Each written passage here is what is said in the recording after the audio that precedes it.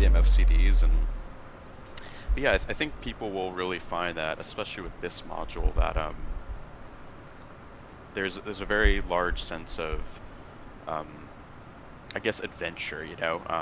Once you learn how to do one thing, there's always another system to learn. There's always another system to master. There's always a way to get better, and that's at least what keeps me coming back to this game. Is just it never gets boring, Yeah, And absolutely. it, Absolutely. John, can I just interrupt you quickly? We are yeah, live. And guys, you already heard John here talk about some nice stuff here with DCS. We're just getting acquainted a bit, talk about our past experience and involvement with DCS. And yeah, so stream number 2 with this beautiful add-on that we've now received. And I'm excited to have John with us today, who is under the call sign Nighthwk. And he has been helping out with the development and especially with the manual, writing everything in the manual. But John, if you like, go ahead and introduce yourself. Yeah, I mean, first of all, thanks for having me. I've done a couple of these streams before with other creators, but it's always good to get on, with another person and kind of, show them the airplane and what we've accomplished with this module. As Black Box touched on, I've written the entire manual for this airplane, which was no small feat, and it's still not done, but it's in a pretty good position. Been at the company for the past about 3.5 years now, doing everything from leading the testing initiative that we've had going on for the past couple of years to, kind of managing and coordinating with our external contractors, to leading the marketing push of getting the C-130 out, and then also post-release, I've been doing a lot of the support side of helping people get acquainted with the airplane, figure things out that haven't been explained in the manual or the testing campaigns, and or just answering basic questions that they just want to know the answer to. And it's certainly been a wild ride trying to get this plane not only developed but also out the door. And we're thrilled that it's finally in the hands of people, and it seems to have been received really well. I mean, at least compared to other releases on DCS that I can think of, and even some releases on MSFS, it seems to be one of the smoother ones. We haven't had any really game-breaking issues, except for we've had a couple crash scenarios where people had ray tracing enabled and they didn't have cards that supported the feature, and that they were crashing, but that should be resolved in the first hotfix. Okay. And I mean, just seeing people enjoy this airplane has been a breath of fresh air, and we're thrilled to be able to continue this journey. Nice. Yeah, I can definitely confirm that I've been very fascinated by this module, and I've been trying out offline as well quite a lot. And we talked initially in general about new add-ons coming out with DCS. Some people getting a bit kind of frustrated, because it's so detailed at the beginning, but we said as well that you just have to stick with it and just experience that extreme learning curve you have with these add-ons. And then after a while, it doesn't really take that long. You really start to enjoy DCS. And my experience, and I've used so many different softwares and so many different flight sim platforms over the last 10, 15 years. DCS has been the easiest to install, easiest to maintain, and has been the most reliable. And that to me is always a huge plus. Another big thing for me, and I know my community loves this as well, because I do this on Microsoft as well, is the shared cockpit feature. Mm. And again, DCS is just, be it the F-14 or the F-15, the Apache, and now the Hercules, it's just working so nicely and without major issues. And that's also a fantastic way to experience flying with your best buddies, which is great.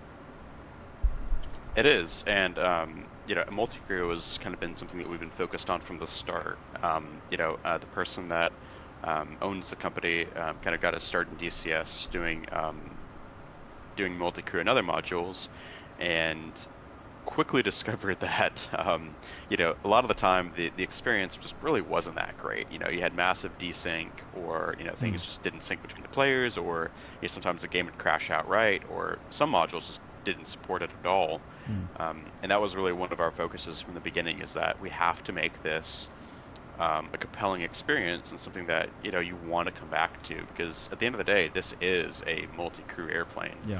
and you can fly it single pilot quite, I wouldn't say easily, but it can be done. Mm. But there's really kind of, it's in, with two people, it's kind of an incomparable experience. And that's multi-crew is one of the things that if you don't focus on it from the start, it is incredibly difficult to shoehorn in at the last minute. Yeah. And I think you kind of seen that in other modules as well, whereas the initial implementation is kind of rocky. Mm. And in this airplane, I mean, there's a couple things that we found post-release that they don't sync perfectly, but it is still, it's a thrilling experience, really, and that's kind of what you have to do in order for people to want to come back to this. Yeah. Is just make it seamless. And Yeah. I think we're about to demonstrate kind of like the benefits of flying this airplane with a second person in the cockpit with you. Absolutely, exactly that. And I mean, the Herc, I mean, somebody's just asking what's the main difference between DCS and Microsoft 2024 XPen 12. Well, yeah, in principle, you can say that DCS is a military-based simulator. However, the way it's expanding, it offers so many different and new roles. And one of the big things and I know a lot of people in my community are waiting for as well, is the dynamic campaign function. And here, I've just already learned as well that, so for example, we hit an airport called Wunstorf. So if you make missions, especially later on when you get dynamic into dynamic campaigns, and you want to supply front lines, the Hercules obviously being a fantastic aircraft to do so. Any stock, for example, you take away from here, you can set what stock you have on the airfields, and then any stock you take away, so physically now move into your aircraft and move it to the other base, is actually then accounted for. So you can literally make a whole new aspect and make it a lot more complex to have a scenario where, well, you've got to not just fight, but also make sure you have you look after the logistics and supply the troops. But yeah, in principle, yeah, it's more a military-based simulator, yes. But I've enjoyed it just for the add-ons that we have in here. And my father has been actually started out. My grandfather was an instructor here in Wunstorf, the airport we're now right at. He flew the Flugmagister, was instructor there after the Second World War. And then my father was also in the German Air Force, flying the Starfighter FA-104 and the Tornado. And so I have a nice connection to this, and being able to fly these highly detailed aircraft is just so fascinating to me. And of course, I'm waiting now eagerly for the F-104, the Typhoon, Tornado. There's just such a huge, fantastic lineup in aircraft that's coming to DCS, which will continuously just improve it and make it more interesting for people. Right. So go ahead. Sorry. Oh, sorry. I was just going to say how you touched on the the dynamic campaign and the cargo hauling aspect of this.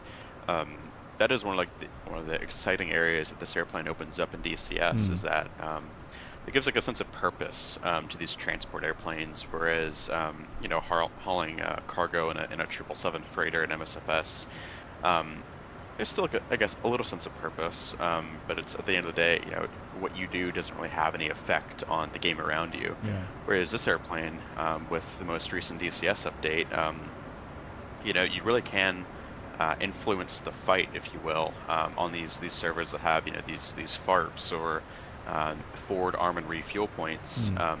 Like they can be placed, but then they also have to be resupplied. Exactly. So any fuel that they give to airplanes or helicopters, any weapons that get loaded have to be moved there. And you could do so, via a Chinook if you want to, but that will take forever. Yeah. Or you can load this thing up to the gills with fuel barrels and pretty much drop an entire FARPs worth of fuel. and resupply them in one go. And that's without the dynamic campaign. And when that releases and whatever implementation they decide to go with, it's going to be like a really cool aspect of C-130 flying. Is you have the people at the front lines influencing the fight, dropping bombs and shooting down airplanes, but that doesn't happen unless you have fortified supply lines and things being replenished. And I'm just very excited to see that be like the logistics side of DCS become more fleshed out as they develop features and as this airplane expands. Yeah, exactly that. And with the airdrops being possible, like I said, whole new aspect coming in. Right, let me welcome everyone. Now joining quite a few people now. Fantastic. And again, we are in DCS, as you see here, in a foggy kind of morning in a German airfield called Wunstorf, near Hanover, northern Germany. Joined by John, of course, a Nighthwk from the development team. And we are going to fly, of course. So just had a quick introduction, quick chat. And then one thing I didn't touch on the last time is actually the checklist system. Because I actually used the, I guess, the most complex one, which was the, let's see, from realism was the professional one.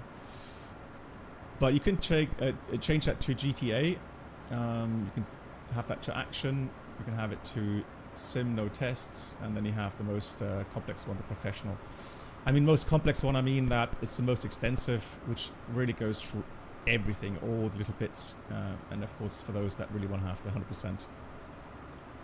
No, so Fabian, it is crackling. I could try to maybe reset my power supply to the microphone, but if it's not too bad, I would just rather continue than try to risk completely with the sounds being off. Yeah, so just like saying, you have the option to set the checklist to your own liking. I'm actually going to go with the action, so that we get the aircraft running a bit quicker. Welcome aboard the Captain So my idea would be is to get the aircraft running and try a little bit of crew coordination concept, being two pilots here in the flight deck. Hello to Tamis. Hello, and thank you for the 2 months. Hello to you. How are you? Yeah, and then the idea is to fly, and I asked John if it's possible to then maybe explain later how to set up a release, an automatic release for our cargo that you're just seeing outside. And I have a nice airport for that, which we can simulate that needs resupplying. And then, yeah, we'll program a release point and see how accurately we can drop the cargo there. Yeah, sounds like a plan. And it's funny you mentioned the GTA aspect. That was I think you were talking with Frank on the last stream. Yeah. That was one of his ideas, and okay, cool. It's one of the ways that we know that some people just want to get this airplane up and in the air, and that GTA fly it like you stole it option will give you the quickest possible way to get this plane from cold and dark to engines running, ready to fly. Yeah. And it's a lot of fun, to be honest. Exactly, and it's great to have the option, right? So you're going to please the people that just want to get in and take off, and you're going to please the people that want everything, the whole checklist. Yeah, exactly. Yeah. Okay. So regarding shared flight, is there like a basic concept you can kind of recommend now for both of us to work together? Like, for example, who's doing overhead panel, who's doing... Yeah, so I can probably... Let me think. How do I want to do this? I'll tell you what, probably the easiest way for not only you to learn, but also people to follow along is I'll let you do everything, and I'll just be the non-AI person that you can ask questions to. Okay. And then maybe if you find some aspect or interesting infos at some point, just chime in and let us know. Yeah, for sure. Excellent. Okay, so today I actually have my tracker working properly. It wasn't working last time because for some reason it was very jittery. But that's not a DCS problem or the Hercules problem. Is that was a problem with my tracker R, but that's working fantastically. Also, people have been asking me about these saved viewpoints. There is a nice tutorial on YouTube how to set these quick viewpoints. Now, of course, they're not sticky, meaning they're just temporary. But in that viewpoint where you go to, you can manipulate buttons and switches. So I find that quite helpful. Okay, then I'll pull up the checklist because I'm not that knowledgeable yet on everything. So we're going to go with the power-up checklist. And first thing, of course, let me get my flashlight on here. Is overhead panel. The oil of the controllers, control boost switches, guarded, everything on there. Then oil coolers will switch to automatic 4 times. Then below that is the electrical panel. I'm going to switch on all the generators already. Sorry to interrupt you. Yep. I'm not in the plane yet. I sent a request to join. Oh, I think I answered that already. You did, but I had to restart my game. Okay, can you send again, please? Yes, 1 second. Hey, Brennel, wie geht's dir? Guten Abend. There you go. Let's see. Not receiving it here for some reason.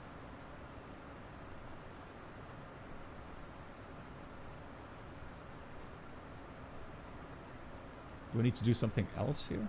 Let me just reselect the role again. Maybe that way it's a bit better. Yeah, maybe if you choose another C-130 slot. Yeah, we'll do that. Hello, Nate. How are you? And again, guys, if my microphone is crackling a little bit, I do apologize. Sometimes it is the power supply unit that can interfere. But yeah, so I'm in.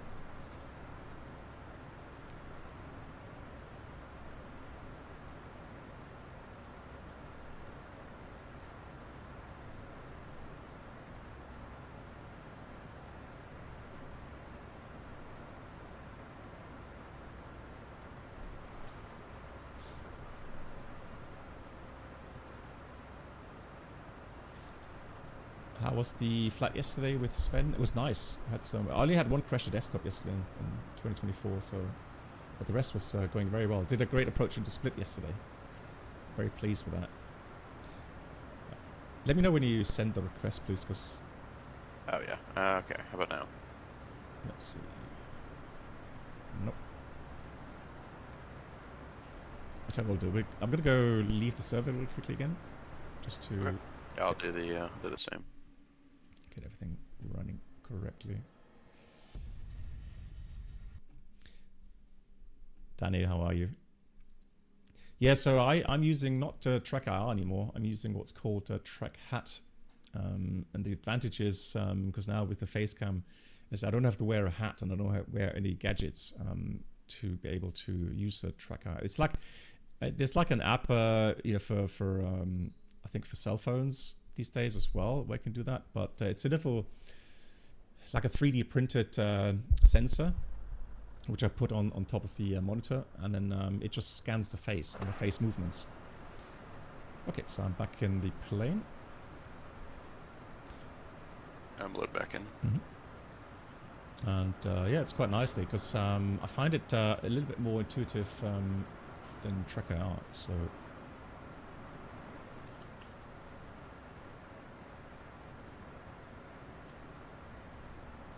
Hey, Real Sim Pilots.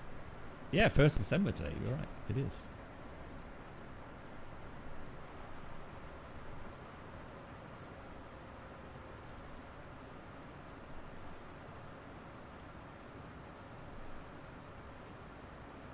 With the server icon, indeed, yeah.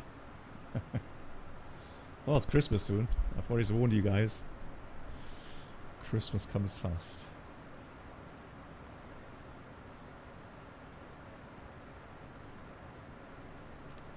Yeah, so I can see that you're connected to the server.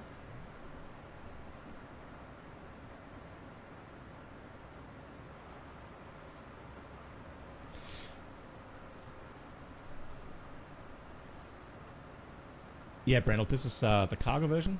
They are working on a refueling version as well. But right now, Are you in, what seat are you in? I'm in the pilot seat, I think, right?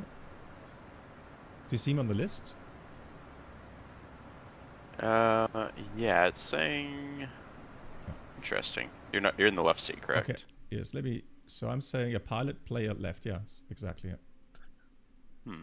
Let's see. Do this.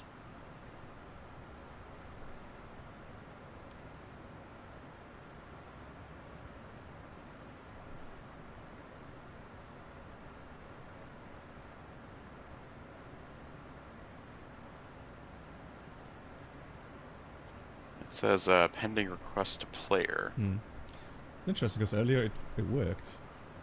Yeah, no, it worked right away. Now it's I'm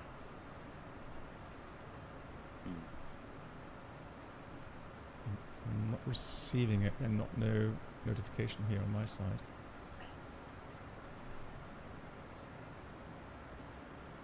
Okay. Let me try then real quick. I'm going to restart the sim. And since we haven't started yet, it shouldn't take that long. Yeah, exactly. Typical, live streaming event. Usually it works. if only it had worked on the first try, it would have been a business. Yeah, exactly. So, oh yeah, and there's a question. We can answer some question in the meantime. So the refueling version has worked on correctly. Frank said that, I think, in the last stream. Yeah, well, yeah, that's the MC-130. This is just the basic C-130. So, yeah, the MC is a little bit should I say a little ways down the road, but yeah, that'll bring player-to-player aerial refueling. You'll be able to refuel the C-130 off of like a KC-135, and it'll also bring a optical targeting pod as well. Yeah, and then somebody's asking, are you guys working on a gunship version? So yeah, the gunship's an interesting case. I think it would be cool to do it. The issue is, well, there's a couple issues actually. So the first of which is there's no information available on it at all. Yeah. Okay. Given a lot of the systems are shared between the MC-130, but the issue is all the actual gun systems in the back. They're quite complex, and there's no public information on them. And number two, if you think that the C-130 is a difficult airplane to fly, one person, the AC, so I believe they run 14 people on that airplane. Given you don't need people to reload the guns, but just to actually target and fire on things, you need probably a minimum of 2 people. And that's just not going to be fun in single player. And so the solution to that may be that we can do like something like an AI gunner, and that you could just tell them where to fire and just kill everything in this general vicinity. But that also kind of brings us to the third point, is that I don't think people will find this fun, because the real mission set of this airplane is you're flying. Well, I guess the only time where this airplane has been successfully employed without a large number of losses is probably in Desert Storm, well, not the J model, but Enduring Freedom, or missions in the Middle East in the past 10 years. And if you think about where the airplane was operating, and what we were doing and how we were employing the airplane, it doesn't really match up with DCS. So if you think we were fighting non-near peer allies, not even close to peer allies, we had air superiority, and with those 2 major advantages, we were still flying at night to safeguard the airplane. Because even during the day, it was still vulnerable. And if you think about DCS, I mean, you spend an hour getting this plane set up to do that mission. Yeah, you finally get in the air, you're trucking over to your target, you do the first orbit, and you get blown out of the sky. That's true. I mean, and even if you are survivable, like, the mission of this airplane is flying in circles. Yeah. And yeah, it would be fun the first hour, to fire all those guns. But I don't really see that there's a gameplay or at least at this time, a compelling reason for people to keep coming back to that airplane. And I think maybe once we figure those the last two things out, you might see an AC-130 in DCS, but it's something that we'll just have to investigate when the time is right. Yeah, yeah, but great explanation. Yeah, very nice. I'm back in the aircraft, so have a look. Interesting. I think I found the reason. For some reason, this is not registering that I have the plane installed, which is interesting. So I had a development version installed that I had to delete because it's not compatible with multi-crew, with people who don't have the same version. Then I installed the public version, and for some reason it's not registering. Just give me 1 second. Okay, no problem. In the meantime, I'll talk to the chat. Yeah, so one of the cool things, as you can see here, you can actually take the cargo load, or the ramp, no, the load master, that's what it's called, and go outside, wander around. You can't go too far; it will reset you inside the aircraft. But what you can see here is the crates that I've planned to take on board in a minute. So we've got some ammunition, some general crates, got a big container, and the plan is again to take off, fly towards the north coast, and then we're going to get a call saying that we need to drop these supplies in Diepholz. That's another little airport on the northeastern coast, or the northern coast of Germany. And so that's what we're going to try and do. For some reason I can't get back in here. It's kind of weird.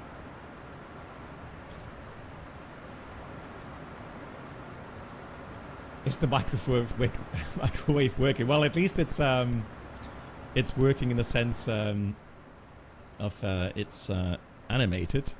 So if you go and have a look here, hold on, let me just get my tracker eye working.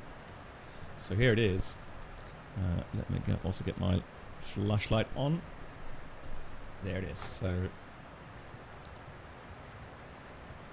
well, it's interesting. It doesn't have a internal modding right now. Yeah, but then you can close it, of course.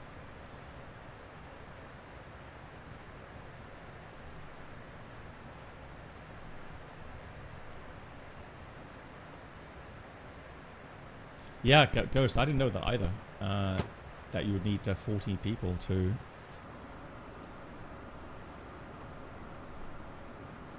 Yeah, the AC is just an insane airplane. You have 4 people up front, and I believe it's another 10 people in the back, not only sitting on the targeting stations, but also you have people who are reloading the guns, you have people who are looking outside for threats. It's a pretty intense airplane. I'm just seeing there's a viewpoint 5, and it looks like to me that's also the kind of second cargo ramp door controls, and it's got a little monitor as well. Because I saw that you can open the door from the cargo hold, right? But you can't really open the ramp at the end of the aircraft, so it's like a control box next to the cockpit, correct? Yeah, so to open the cargo ramp and door, there's a couple ways to do it. You can do it off the Loadmaster station, which is that little MFCD thing by the entrance door, or you can do it off of the aerial delivery panel on the center console in the cockpit. Another question, how do I get back into the aircraft? I'm kind of stuck at the end of the aircraft here. Just walked outside. It doesn't let me walk back in. Yeah, so you can, I believe it's the J key will allow you, did you exit via the one of the side doors? Okay. Let's see if I can open the door here.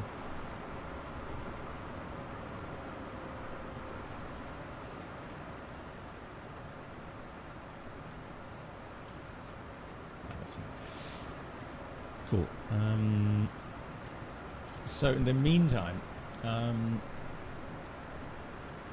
so what we could do already is I can have a look at the cargo hold menu there.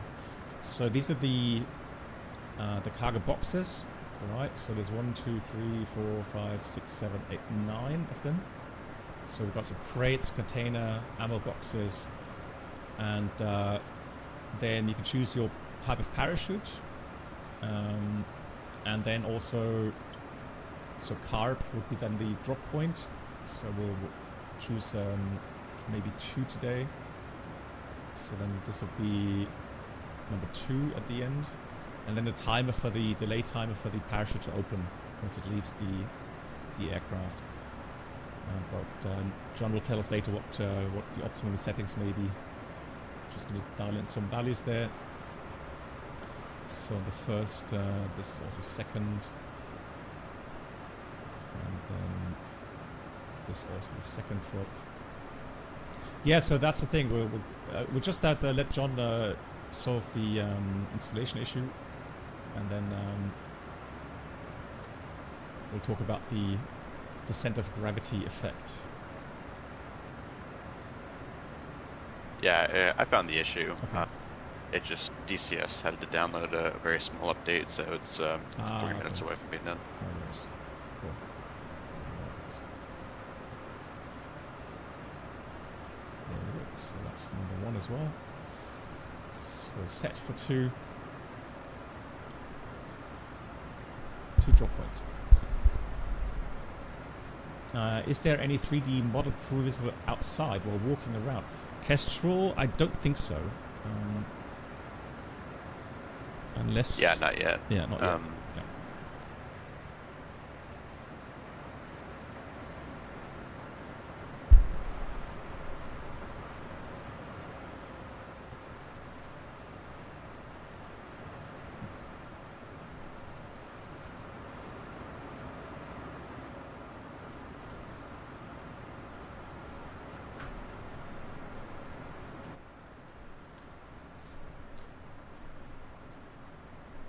In the meantime, I can give you some other facts and figures. Let's see if I got my limitation kneeboard thingy here.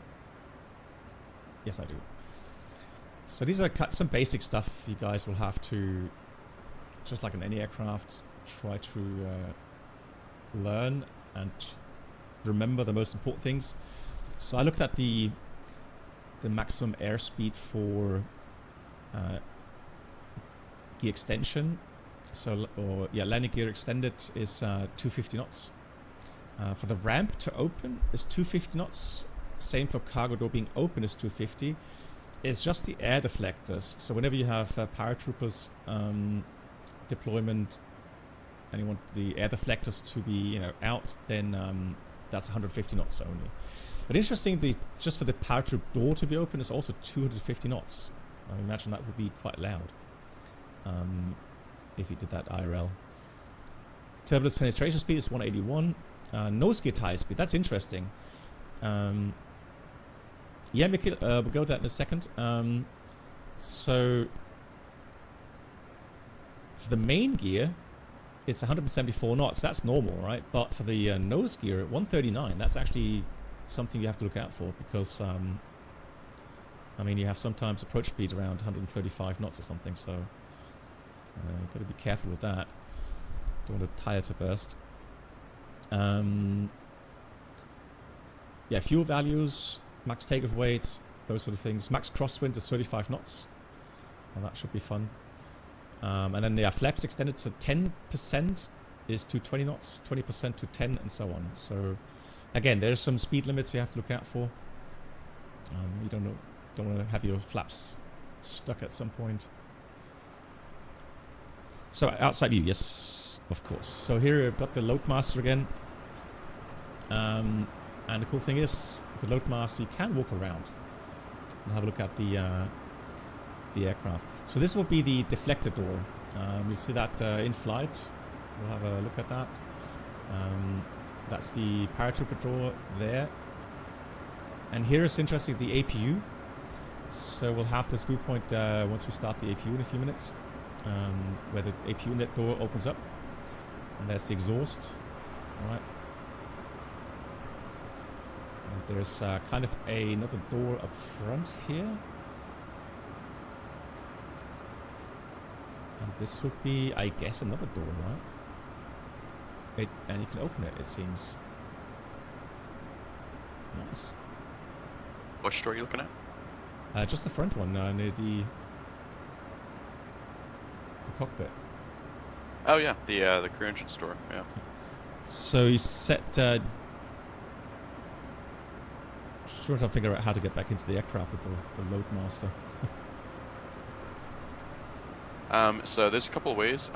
You can enter back via the ramp if it's down, or if one of the paratrooper doors is open, you can use the J key to jump back up there. Okay. So try. Maybe not just not at the right position there.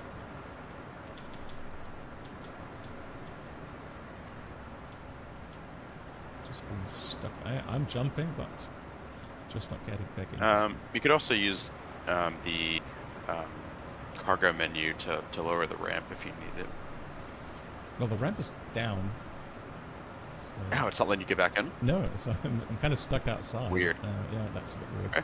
Well, just walk in a straight line away from the airplane and it'll teleport you back in. Yeah, that's true. I'm just at some point. Yeah, right. So at some point you get too far out. Yeah, there we go. Thank you. Perfect. Yep. That's easy. Right. So back in the aircraft. How far are you along with the installation? I am loading back into the server. Perfect. I think I've fixed the issue. Perfect. Alrighty.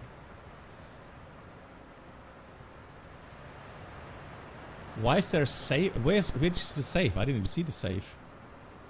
Oh yeah, it's below the Loadmaster screen at the very front of the cargo bay. Ah, okay. I guess that's when I opened the front door. People saw that. Yep. So let me see. That's this part here, isn't it?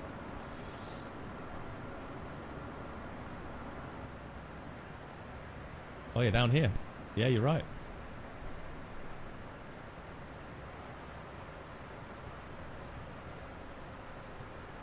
You are correct.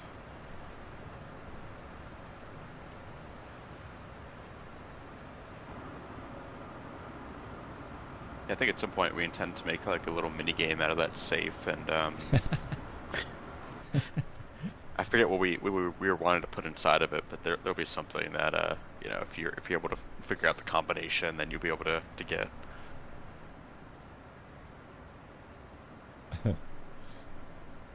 Yeah, top secret documents are there. Absolutely. Yeah, exactly. What our next module is, maybe.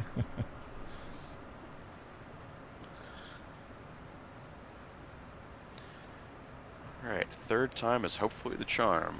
I have sent you a request. It is arriving. I have accepted. Perfect. Cool. Then without further ado, I'm going to go ahead again with the checklist. So like I was saying, we have a somewhat simplified checklist, but it will still take you through the main things. Yeah, it's now saying you've joined as a co-pilot. Fantastic. Perfect. So I'm going to have the oil cooler, flap switches, we'll do the electrical panel. Also, the nice thing is if you click on the menu item there, it will show you where it is. And people from Microsoft Flight Sim 2024 and 2020 will know this feature and like this feature. Then we'll do the battery test. We'll have 24.2 both sides. Battery coming on. And then I'm going to get the Loadmaster to connect the electrical power. Chief, turn on the ground power. Copy. Kestrel, that's a good question already, yeah. So if you look at the Ground power is now on. the cargo hold, it will give you the option for white light and green light. Not sure how well you can see that here at the moment of daytime, but so we've got white light, lights off, and green light. I'm not sure. Is there a red light in the cargo hold? In the rear? No, it's only white and green. Yeah, that's what I thought. Yeah. Okay, cool. Let's continue. Bim bim. I'm gonna get the external power on. And so now the aircraft can power on. AP will do later.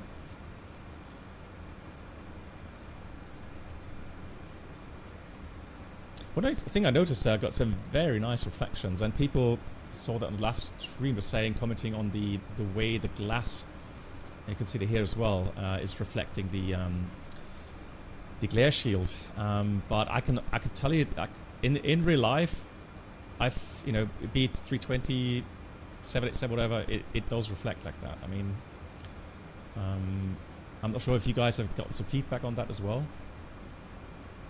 Yeah, we have. So that's kind of the interesting thing. Well, there's a whole story behind this. You were saying how the planes that you've flown have tons of reflections. It's the same thing for the C-130, right? I mean, there's tons of windows in this thing that let in a bunch of light from a whole bunch of different angles. And that was one of the things that really stood out to us whenever we went to a base to sit into the real airplane. We were like, man, there are a lot of reflections in here, even with the anti-glare coatings on the HDDs and the screens. Yeah. And we're like, this is kind of insane. Like, it's wild just how this looks. And then whenever we go into DCS, we're like, this still looks good. Like, the plane looks good, but like there's something missing. It doesn't feel just quite right. And what we came up with is that it's the reflections. Like, it adds a sense of dynamicism, I guess is the word. Whenever you can actually see reflections changing in real time, and it makes you kind of it removes one more barrier to your brain telling you that this is a sim versus the real world. And this is to achieve what we have with the reflections. I mean, this is not some cube map or static texture that we added on the glass in certain angles and certain lighting conditions. Like, this is fully real-time ray tracing running in the background, and that of course was not an easy thing to achieve, but I've seen people on the forum, or at least before we released, saying how it was like a canned effect, or no, this is the thing that was groundbreaking a couple years ago when NVIDIA released cards that allowed you to do this in real time. Exactly. We put it into this airplane, and it's completely independent of DCS. You will not see this effect in any other module or the game except for the C-130. Yeah, exactly. And I mean, you can turn the ray tracing off, and by doing so, the reflections will be gone, right? And then you have the low option and the high option as well, depending on your system, graphics card you have available. I've got mine on high, so I'll leave that on that for now. Alpha, hello, and Nanalap says, just joining, would like to thank all of the dev team, outstanding module you made. I'm still scraping the surface, but it just feels good. Thank you. Yeah, glad to hear it. I am going through the checklist, so guys, in case you're wondering, so there are a couple of things really specific to the Herc, and I found it quite interesting that just like on the 787 that I was flying last, it has electronic circuit breakers. And so what I've just done is I looked at the system there, and you saw like 8 circuit breakers being open, and I've not done the complete shutdown procedure yet, but I understand that during the shutdown procedure you do pull these electronic circuit breakers. You do, yep. Yeah. So how come? What's the story behind that? Do you know? So you're pulling the oil, one of the oil shutoff valves that is actuated by the fire handle. So you'll see that it's labeled like engine 1 fire handle dash oil. And I believe that's to stop the oil from pooling in the bottom of the engine whenever you shut the plane down. Okay, that makes sense, yeah.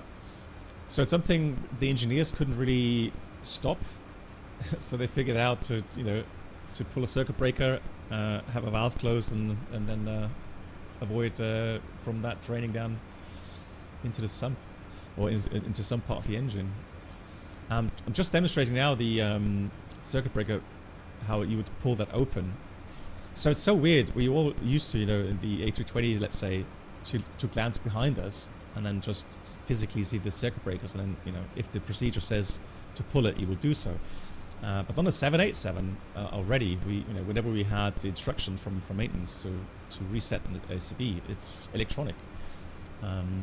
So there's like 8 circuit breakers, and all I did is I typed in the number. I can see that it says PO481, so I'll just type in the number now, 481, and press reset, and then it's reset. Now, if you do several at the same time, you would have to confirm one more time to have it reset. But in the end, you want to have that completely blank.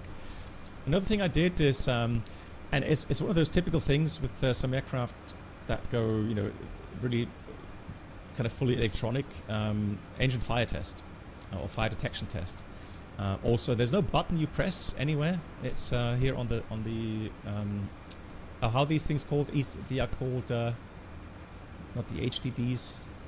AMU, avionics avionics management. Yeah, avionics management units. So you would do these tests through these AMUs, right? And that's what I've done as well. So now that I've tested the APU fire system as well, which is good, we'll go ahead, turn the alarm on for the APU, and we'll start up the APU. Now I've set an external viewpoint, which is gone, of course, now. Let me see if I can quickly go to that.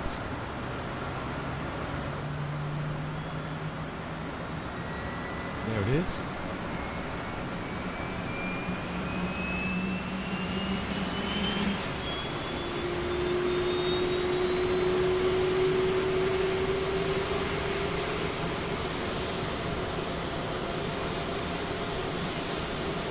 That's some nice sounds. They are. They were. The entire sound set of this product was recorded from a real C-130. Yeah. And people were saying last time, they were saying comment on the sounds, and it's my bad.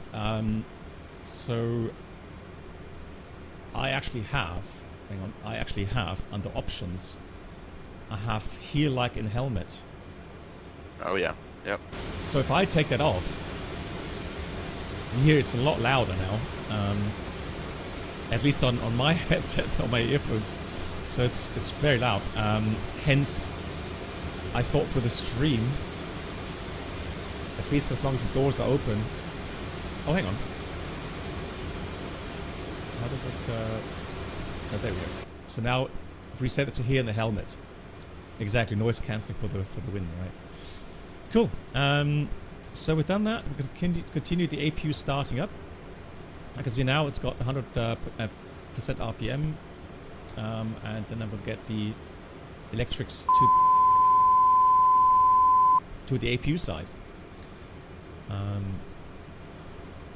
And then we'll switch on the APU bleed air.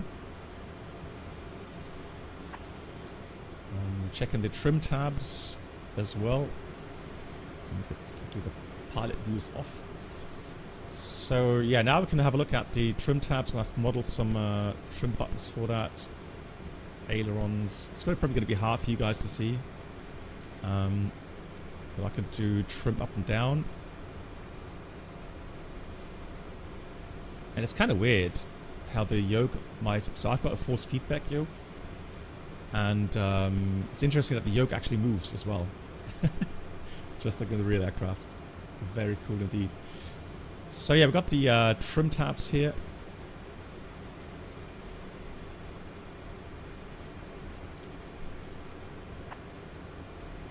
And then the elevator trim tab power switch to norm.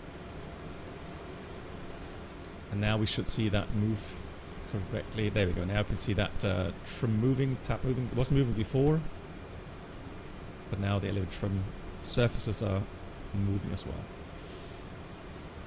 The same for the oops, the ailerons.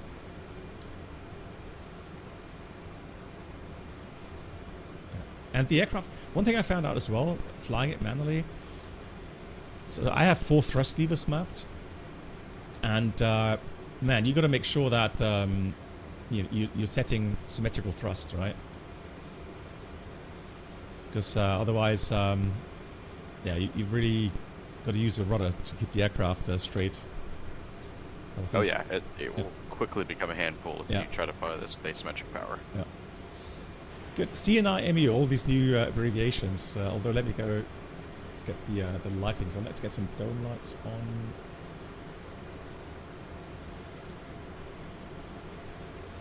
There we go. Now I can see a bit better. And let's see the lights. So we would call that MCDU or FMS, all right, depending on Boeing or Airbus aircraft. But initially we go to the power up page, and what we want to do is then look at the last line position. Basically it's GPS driven right now, so then we'll select auto nav, start the alignment process, and then once we see the attitude come to life, the axis being crossed out then or disappearing, then we'll switch that back to master avionics on. So we're gonna skip those one for now. Yeah, oxygen. I mean, let me see. Oops. If I can look down here.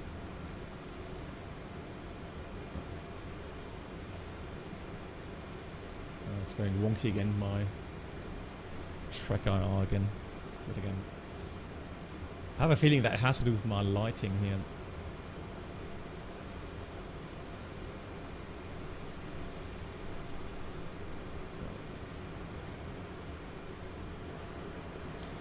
Yes, the oxygen panel, I know it's set correctly. Just can't look at it right now.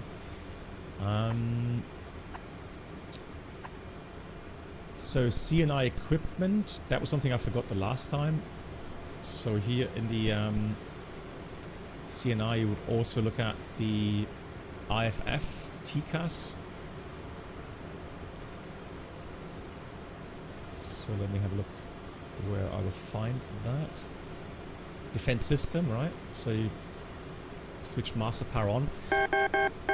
So there's a, hey, hello Shalom. There is a physical button as well. Switch down here, defense systems, which you turn on as well.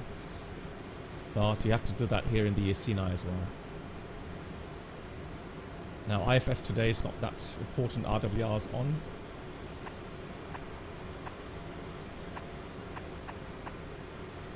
Right, HUD. So we'll check the HUD already.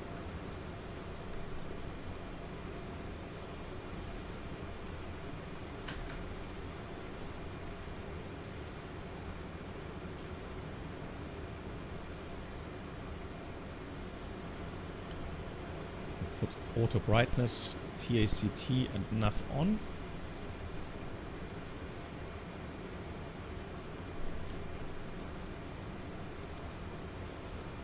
Enzo.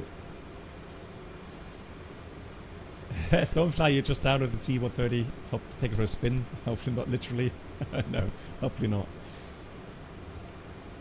So the HUD is set. Interesting, you know, ACARS. So ACAWS. ACARS sounds very much like ACARS, which we Airbus flyer know, or Microsoft flightsim flyers know. Then the pressurization control panel up here as well. Let me just get the oops, the light on here. So we're going to put this to automatic. It's an automatic. Oh yeah, cabin altitude. Frank, you noticed something initially? You put it to landing. It's got 3,000 at the moment. Is that the normal setting?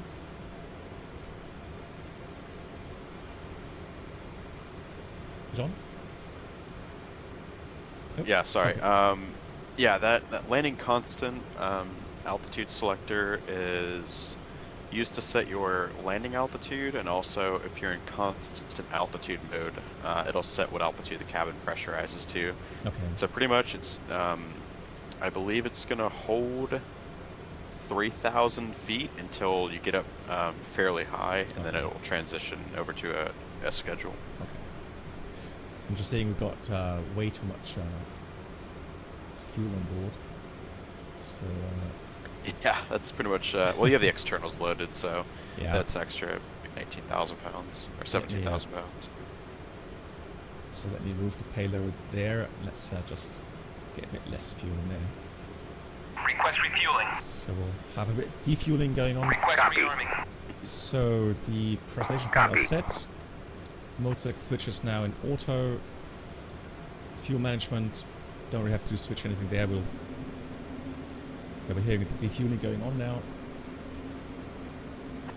Flight instruments. Yeah, now the alignment has been finished. You can see the instruments. They're looking good now. So I'm going to set this to index, power up, and now master avionics on. Altimeter, I think I set here to 3003.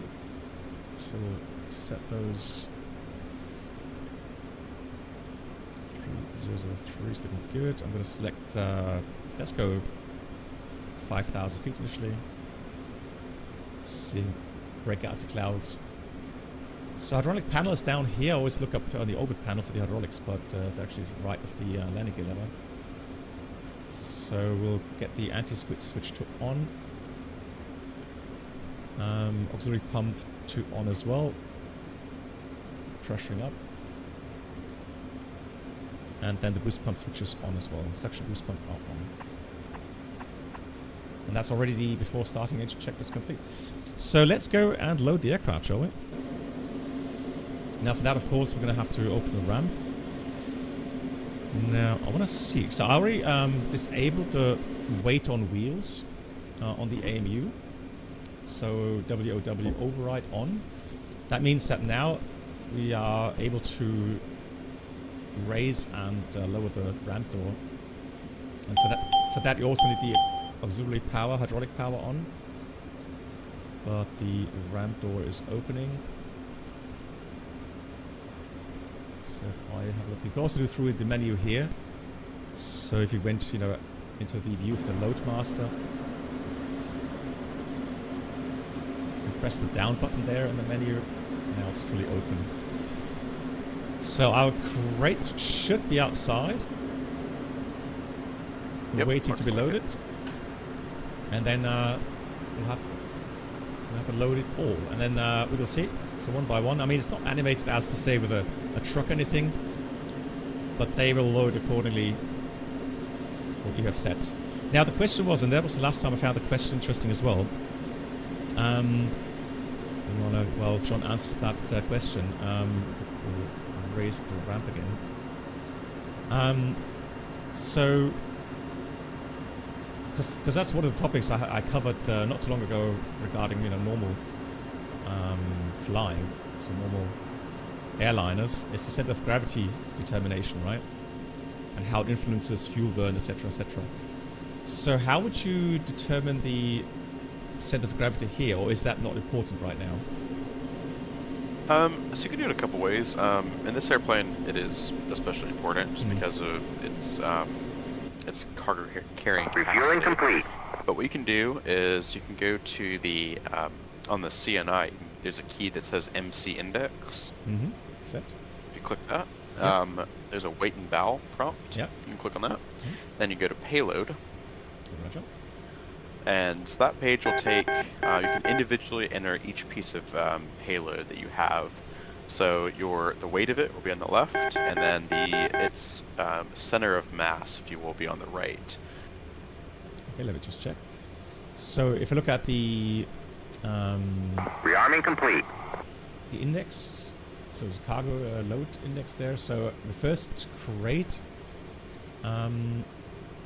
it says 882 pounds. Okay, so how would I enter that now? So it'll be 882, 882. and then slash. It looks like Yep. about a 385 is the arm position. So you can put that in. Slash 385. Okay, so just for my, is that the Y, or how would you see the 385? Oh yeah, sorry. Yeah, Y is going to be the leading edge of it. So yeah, typically you want to do center mass, but to make it easier, we can do the Y position. So yeah, you just put 3, 4, 5 in. Yeah. I mean, it will be accurate enough, I'm sure. So then we look at the second one. So now we'll see it's also 882 pounds. Sorry, no, it's 8818 pounds, so 8,800 pounds. So you got to be careful with that. Yeah. If you program that the wrong way, it could hurt. Okay, so now it's actually complaining CG too far forward, but it doesn't know that we are still loading some stuff, right? Exactly. Okay, so then we'll do the next one. Amp boxes. Oh, I was just about to say they don't weigh much, but I'm proving it wrong. 4,409 pounds. And now the arm is 532. And you guys, oh, let's round up 533. Oh, let's round. So you guys know the right weight and arm, etc. We talked about this also in our streams. So there's a MAC point. So wherever you make your measurements from and determine if it has a positive or negative effect on the center of gravity, there is a reference point, right? And then from that reference point, you will have a certain arm, right?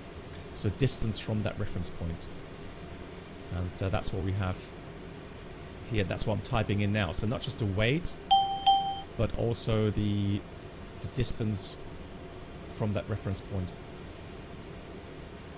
Yeah, Alpha, we're just correcting that again. Yeah, I clicked the wrong line select key there. But there we go. 4409 with 533. Now, number 3. There you go. Still too far forward, it says. So still a warning that we are loading stuff too far forward. Now load position 4. Again, 4409, the same ammunition box. But this time it's actually 593 on the arm. Put that in there. Then the next one is going to be the barrel. It's 882 pounds.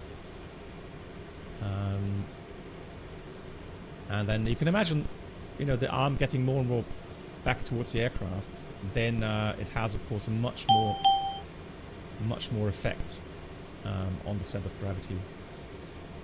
So right now it's still complaining. We'll see what the rest does. So we got still 882 pounds. But now this time it's 712. And I can just put that on top right. Yeah, correct. Okay. And then we have another 882 at 771. I wouldn't be surprised if I loaded it the wrong way, but we'll try. Let's see. 82 pounds. Keep your fingers crossed now. The arm will do the trick. Otherwise, we're gonna have to rebalance. Yeah, so, it's the 9,000 pound container being almost the forward bulkhead that's doing it. Okay, so we may have to remove it, but that would be less than so go back to the weight and balance page. Hang on, let me just try one more thing. I'm still not giving up on that. No, it's still too far. Okay, yeah. So weight and balance. Yeah. Here's dang, 2.4. Okay. Go back to payload. Mm-hmm. Payload. So change the arm value of the 8,001 to 465. To just put /465 in on top of that line. Yeah. So, let's see. I mean, I can just delete that container, right? I mean, 4.8.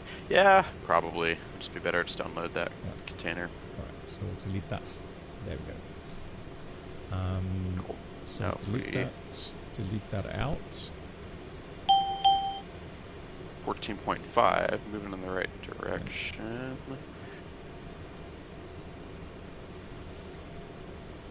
And then maybe.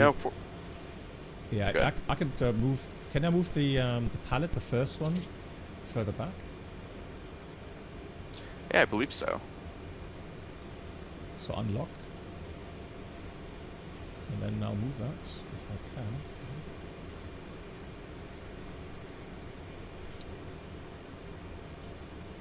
Well, if that doesn't work, we'll just delete it as well. Just so that we can get airborne.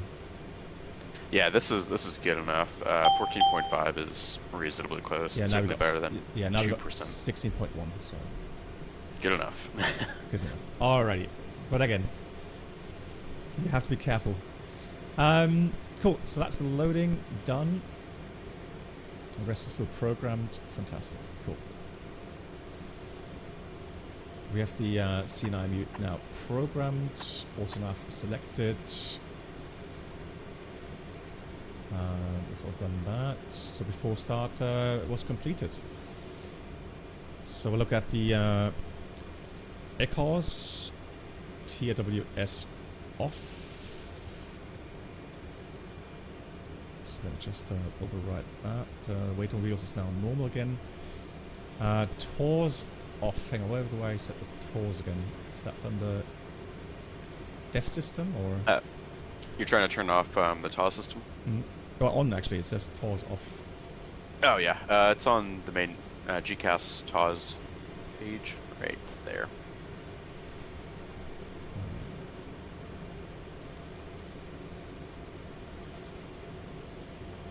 I'm not seeing it. Hang on. I just turned it back on for you. Ah, okay. Thank you. Perfect.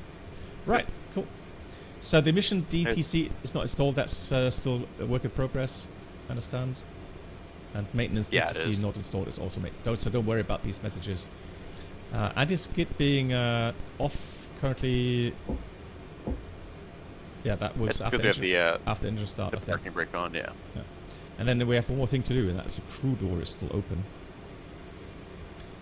Let me have a look at the correct.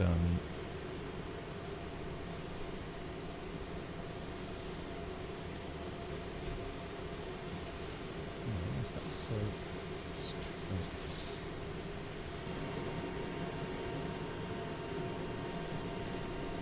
So if I can reach it through here. Oops.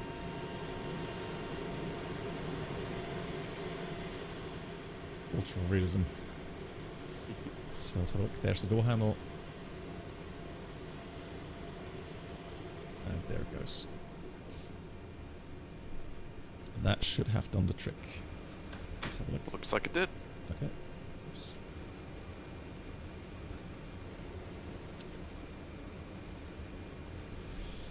All right. So then we'll start the engines. Let me get a nice outside viewpoint for that. You'll need to throw your throttles forward a little bit. Yeah. In the reverse Yeah. range. I think there's one more thing though. I have not reset the NIU yet. Oh yeah. So there was a post on Discord. People getting a little bit worried that their engine is always on fire. Has that to do with the NIU reset, or is that something else? No, that's the ECBs. Okay. They're pretty much they're starting the engines with those oil valves closed, so the engine is not getting oil. Okay. So I'm going to the engine data. You'll see PLA, so the power lever angle, and it should be anywhere around 17, right? Somewhere in that region. Yeah, 17 is a good number. Yeah. So that way, if you then have a look at your power levers, you'll see they're somewhere in the ground idle position. Then of course we'll go through the checklist now. So power levers, we want the ground idle switches on, so that they don't spin up to normal power immediately. So they are now low. And then exterior lighting set. I'm going to set some red strobe lights. Also have the navigation lights steady on. So lights are on. Yeah, clear engine 3. And then we're going to start engine 3. So keep that pressed until the green light comes on. There it is.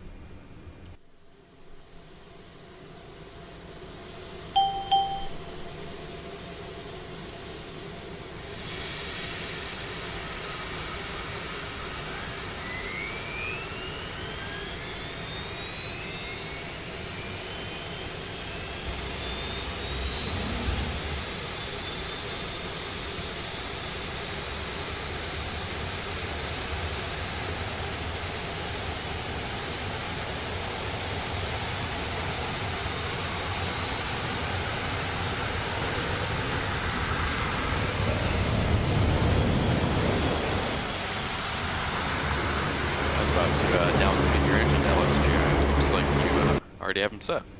Frank taught you well. Sorry, it was on the outside a bit loud. What did Frank tell me? Oh, sorry. I was out of habit. I was about to downspeed your engine to LSGI since everyone starts them at high speed, but Okay. looks like Frank taught you well. Yeah. He did tell me to look out for a few things. I've just listened to the outside. So one thing that I found so touching is, you hear the fuel injection and the light up so nicely, and then the way the props spin up. Fantastic sounds. Really nice. So we see we have 3 running. So why the flashlight? I mean, it's a bit it's still early morning, a bit dark here, and we do have a dome light. But is there any other dome light switch that I'm missing? So I'm looking at the just floodlight, dome light. I mean, yeah, that's bright enough now, I think. So that's fine. There we go. So we'll start engine 4. So we'll look for a bleed pressure drop, and then also boxed timer starts automatically for the engine start, just nice. And then it takes a few seconds for it to spin up.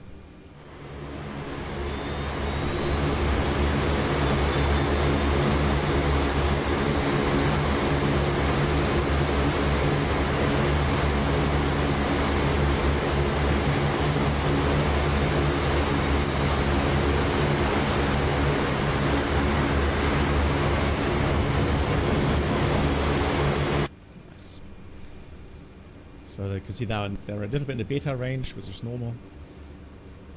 Start valve is closed, bleed pressure normal, starting engine 2.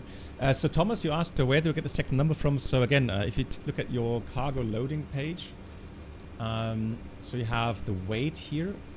It's hard to see in the stream, I know, but you see that on your display a lot better. So you have like 882 pounds, for example. And then in here there's an X and a Y. So the Y is the loading part. But if you look at left at the index lines here, you can see that's our crate that I'm talking about. So it's 665 starting, and it ends at 710 approximately, right? So that's how you would get the RM value. Good, let's start engine 1. And I love how the engine shakes as well, ever so slightly. Really nice. Or the aircraft.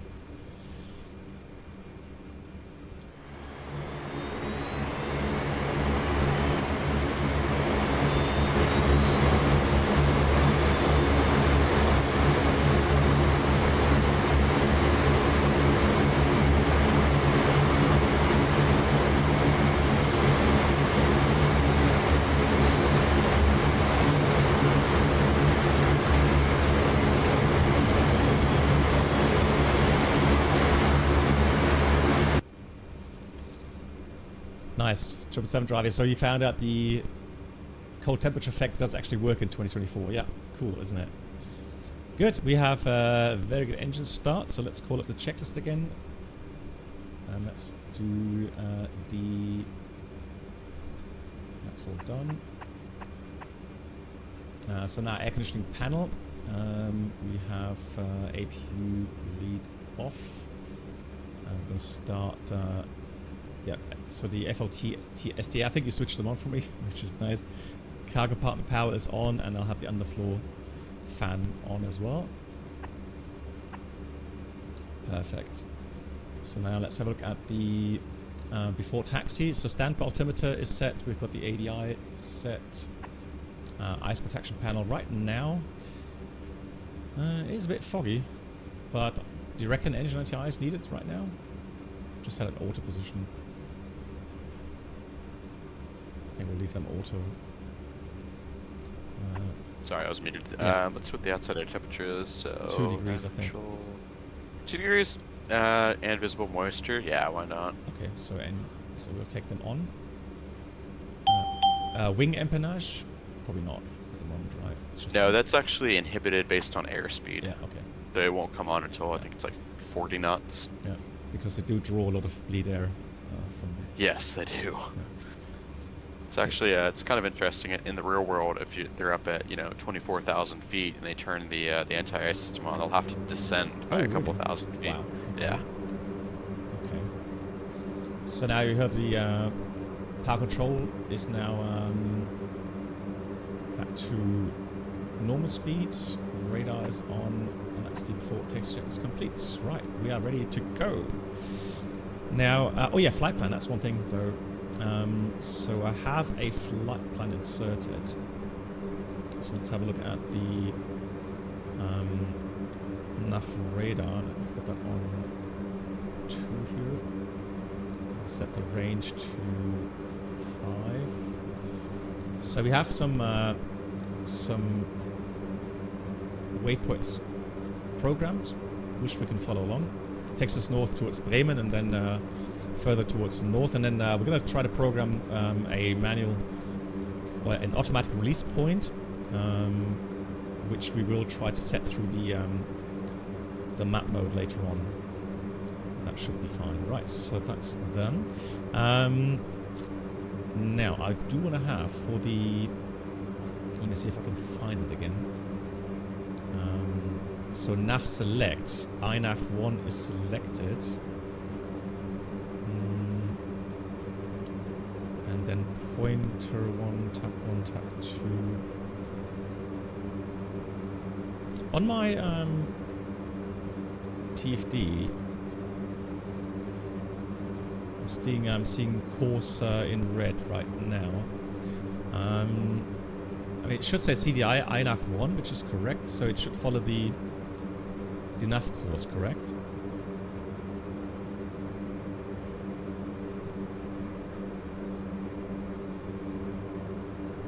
Yes, it should. Okay, so we'll see if once we get rolling. Oh yeah, of course I forgot a few things then regarding the speeds. So performance, that's something we need to do. Interesting to see that on the checklist. I might have skipped it. So index performance weight. So we have to put in the payload, obviously. We should be having a gross rate at 143.4.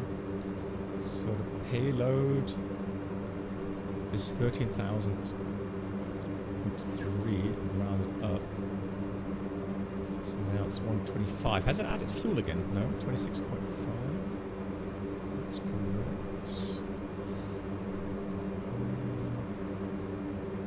Yes, fuel on board 26.1 is correct.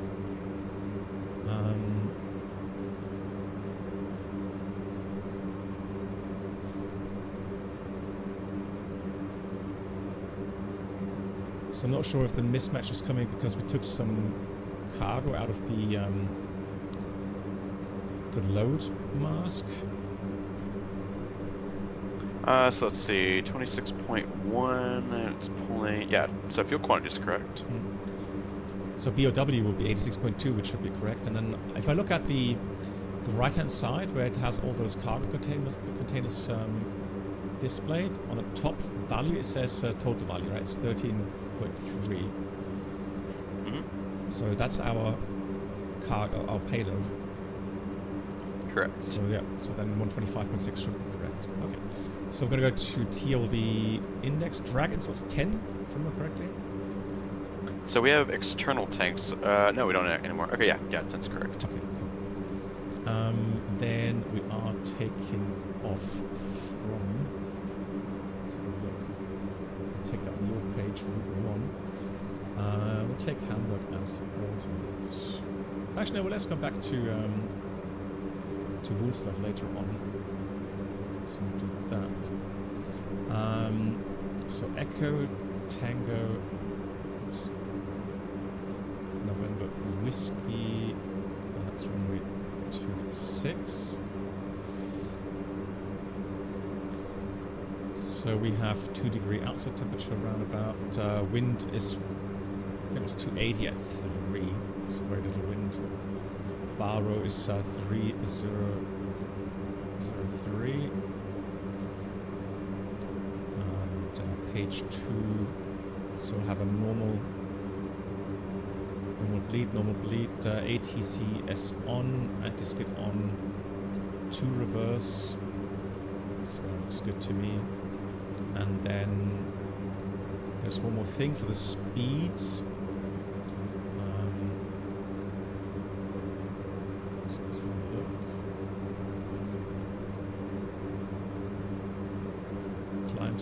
80. Transition is going to be 5,000 here. Winds are fine, we'll leave that. And there we got the speeds. So we have refusal 108, rotation 108, and the obstacle 123, best climb 157. So 108, 108, 123. So I've put these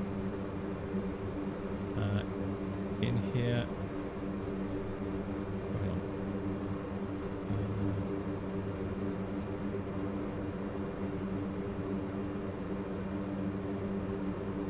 I was stuck You're here. wondering how to transfer it? Yeah, that was the last time I was stuck at here as well. It's the climb altitude, we're going to put 5,000.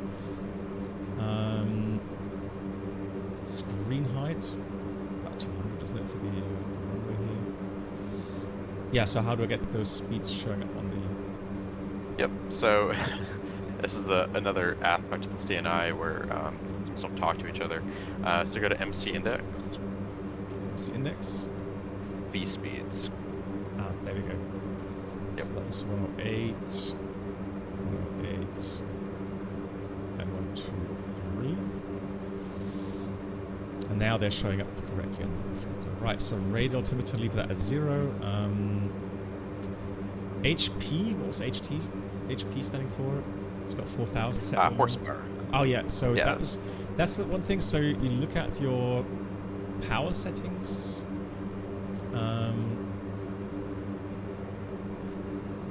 Let's see. Yeah, I can bring it up. It's engine, put it up, 3.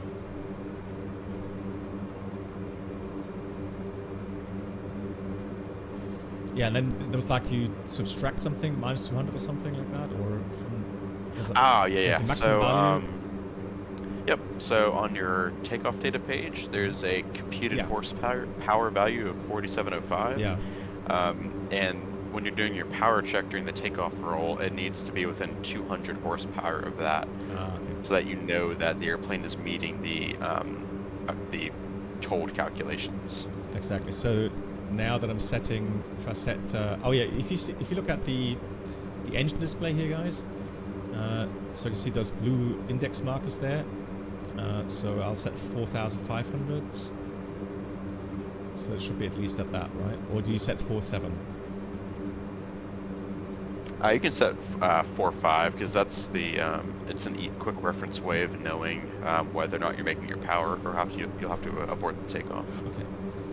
So another question is, it has auto thrust, but not for takeoff, correct?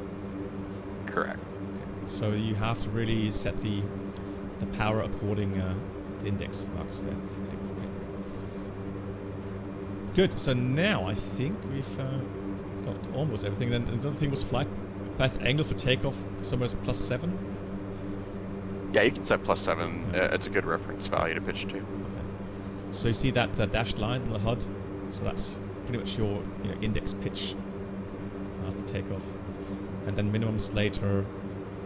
Yeah, set 300.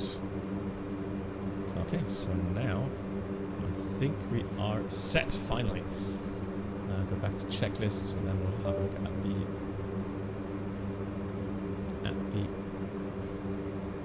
before takeoff then.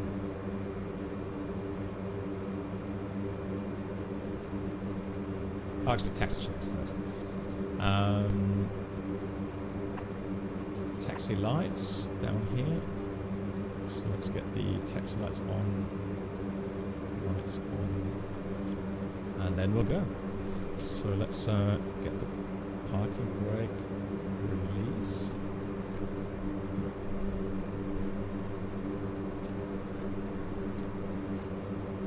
That always catches me. Is there a little trick to that? Because it always resets that parking brake? Oh yes, you're trying to release the parking brake. Yeah. So I'm pressing the pedals. So, yep, and then now click your parking brake handle. Yeah, because when I let go, the handle comes back up again for some reason. It's interesting. Yeah, so we could do is just hold W and then you click the handle. Okay. That should release. There you go. Okay. Let me just check.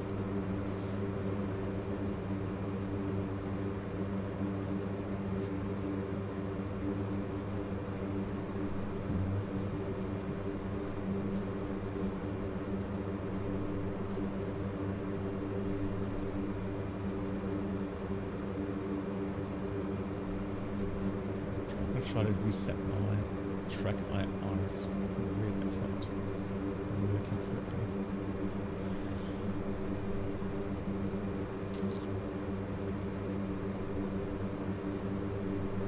There we go. Now it's working. So W and release.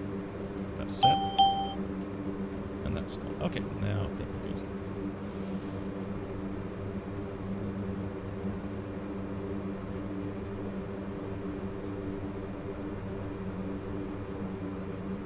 Do you have a waypoint in mind that you are going to want to drop at, just for my planning? Should be around 6. Waypoint 6. Okay, cool. It's near the coast, and there's an airfield there called Diepholz. Gotcha. So brakes checked, and then we'll have a look at the. Yeah, so emergency brakes are off, which is good, and now anti-skid is also working. Fantastic.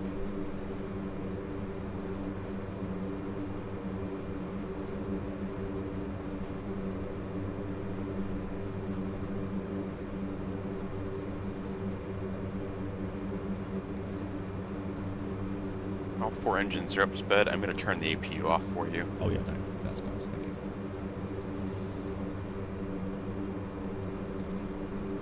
So brakes were checked. Instruments checked. Flaps 50%. Could you do me a favor and set the flaps to 50%, please? Sure can. There we go. That's the indicator. So it's like it doesn't really have notches or anything, right? It just really. Yeah, that's the interesting thing about this is there's a detent for 50%. Ah, okay. The flaps are pretty much infinitely adjustable. So if you use a keybind, they'll go down by 10%, and if you use your mouse wheel, they'll go down by 1%. Ah, okay. So flaps 50 set, trim tabs set. Let's have a look again. Green band, center. Do you put rudder trim any form? Not really, right? I mean. No, you can leave it neutral, or you can, if you put any in, you can like put a little bit to the right if you wanted to. It's just personal preference. So we'll do a little bit to the right. So flight controls check. Let's have a make sure everything's working there. Let's put the keyboard out of the way.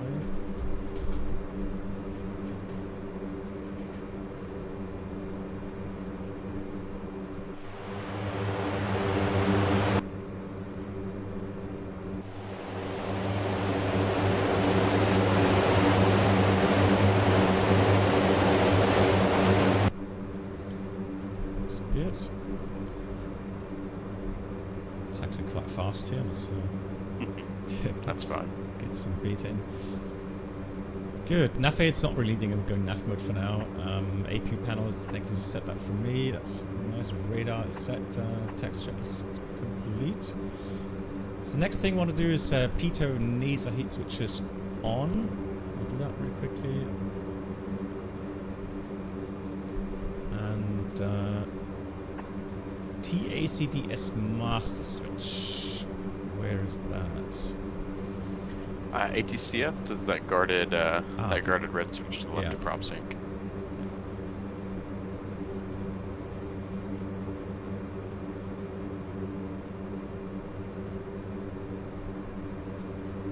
So that is on. Light set, fuel management set. Then we check the ACORS one more time. Engine anti-ice is on. Rest we talked about. So normal for our flight today. And that's the before take checks complete. So we'll take off. Got the speeds. So 108 is decision speed, and then 123 for rotation or climb out. Rotation is also 108. And then yeah, we'll do the rest as you go along. Cool. Are you ready? I'm ready. Fantastic. Chat is ready as well. Yeah, I know, right? So, somebody was asking where we're flying from. We're flying from an airport called Wunstorf. So that's military field just west of Hanover in northern Germany.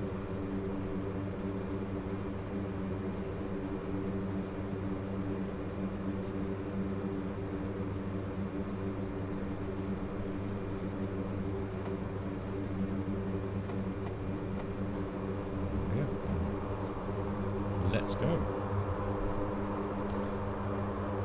Oh, one thing, I'm gonna get the PFD on my side.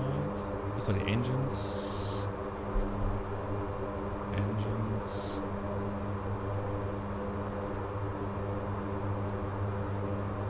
I can do it for you. Yeah, on 2, please. Thank you. Engine. There you go. There we go. Now I can see that value better. Trying to set nice symmetrical power here. Would that be set by the co-pilot by any chance? Oops. No, I believe they just the pilot pushes the power all the way up, and then the co-pilot verifies the power is set. And they have a they're doing a timer as well for acceleration check to make sure that they're developing the power that they need to be. Okay, cool. Then gear up, please. You're coming up.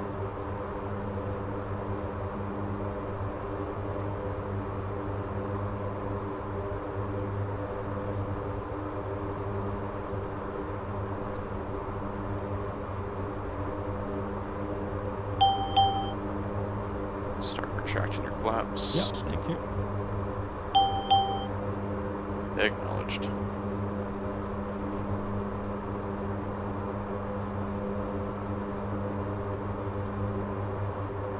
Yep, flaps are up, fantastic. Yeah, perfect. That's exactly what I can see where I'm going. Waypoint 2.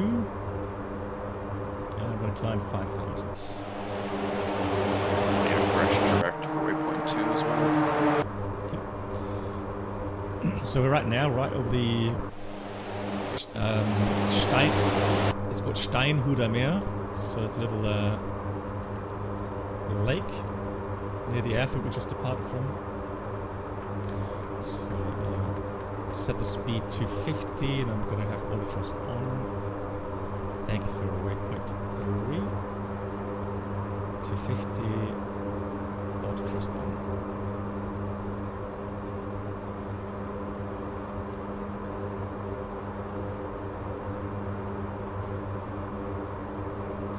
Yeah, very nice head-up display. Yeah, it's pretty awesome, isn't it? And Brennell, you flew from Woensdorf to Gibraltar, really? In the A400, how is it? How is the airline there?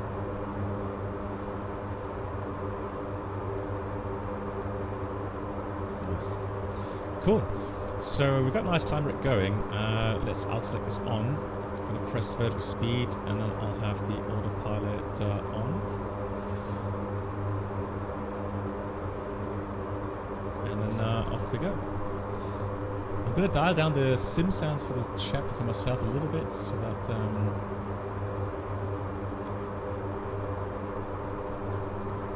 1,000 to go.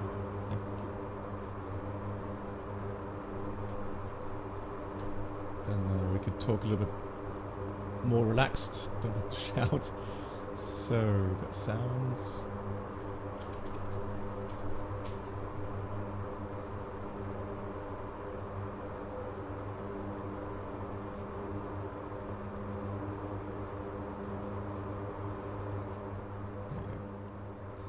Later on, guys, I can dial up the sounds again for that. Right, we've got 5,000 feet. Like I said, beautiful kind of autumn weather. A little bit of ground fog. And now let me bring up on HDD3. Oh, actually, I can ask you, can't do it. Don't know what the map is called. So where you have the waypoints, and they can actually then select new waypoints from the map itself. Yeah, you can do that via the navigator or the digimap. I'll just pull that up on 3 for you. Yeah, there we go. 2 for you, rather. Yeah, there we go. So, the cool thing about that is that I have my extra joystick mapped now to the cursor. So I can slew that around.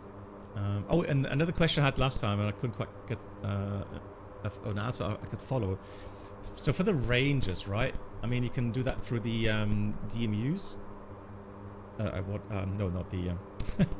What did this space called again on the? AMUs. AMUs, almost. So the AMUs.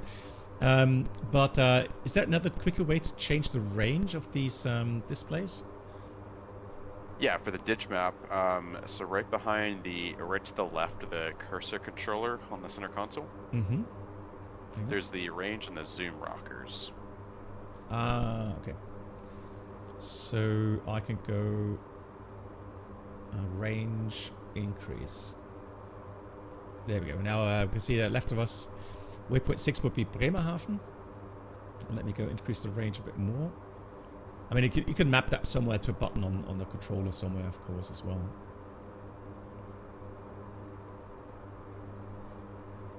Let's zoom in, let's zoom out.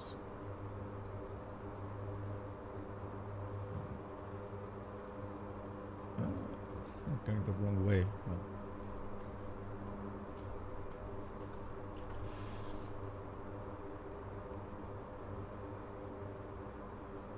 Okay, so I've got zoom, zoom and range. Okay, so range. So if I go range increase, it should get larger range, increase again a couple of times. Oh, that's the maximum range? It's like the scale? Yeah, yeah, so you can try the zoom as well. Okay, so then zoom decrease. Yeah, so zoom is 1.0. I guess it doesn't go any further than that either. Interesting. Let's see what that's okay. Is that better or worse? Yeah, so the range depends on the map and what images are available, and it seems to vary based on some maps have more images than others. But that's no problem, because what we'll do is still a bit of flight time to go then. So what I'm going to do is going to use heading mode and then fly initially in the general direction.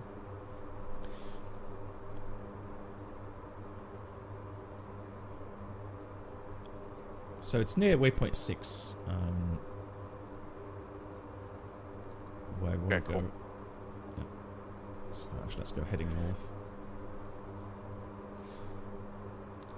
So the practice then will be for today is to set a automatic release for the cargo that we have. Last time we messed about with manual release, which we got working quite nicely. But of course, I think for the more kind of pinpoint dropping, the automatic function would be better, right? Yeah, exactly. So the fact that you have W6 is where you want to drop makes it super easy because it's already in your flight plan. Yeah. And I think this will just illustrate just how easy it can be to define such a complicated procedure. Alright, so on your legs page, what you want to do is you'll find W6, the line for it. W6, hang on, just get that off. And then you want to use one of the right line select keys that is adjacent to the W6 line.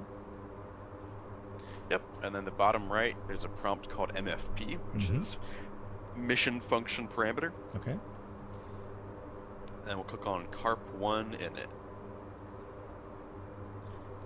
Alright, so you can see that a couple fields have already been populated by using that MFP prompt. So you're telling it that the identifier of your point is going to be W6, which is a waypoint in your flight plan, and then your PI position is point of impact, and that's where you're telling the computer that you want the first part or the first element of your load to land on. Okay. So if I set like 0, then it will be exactly on the waypoint.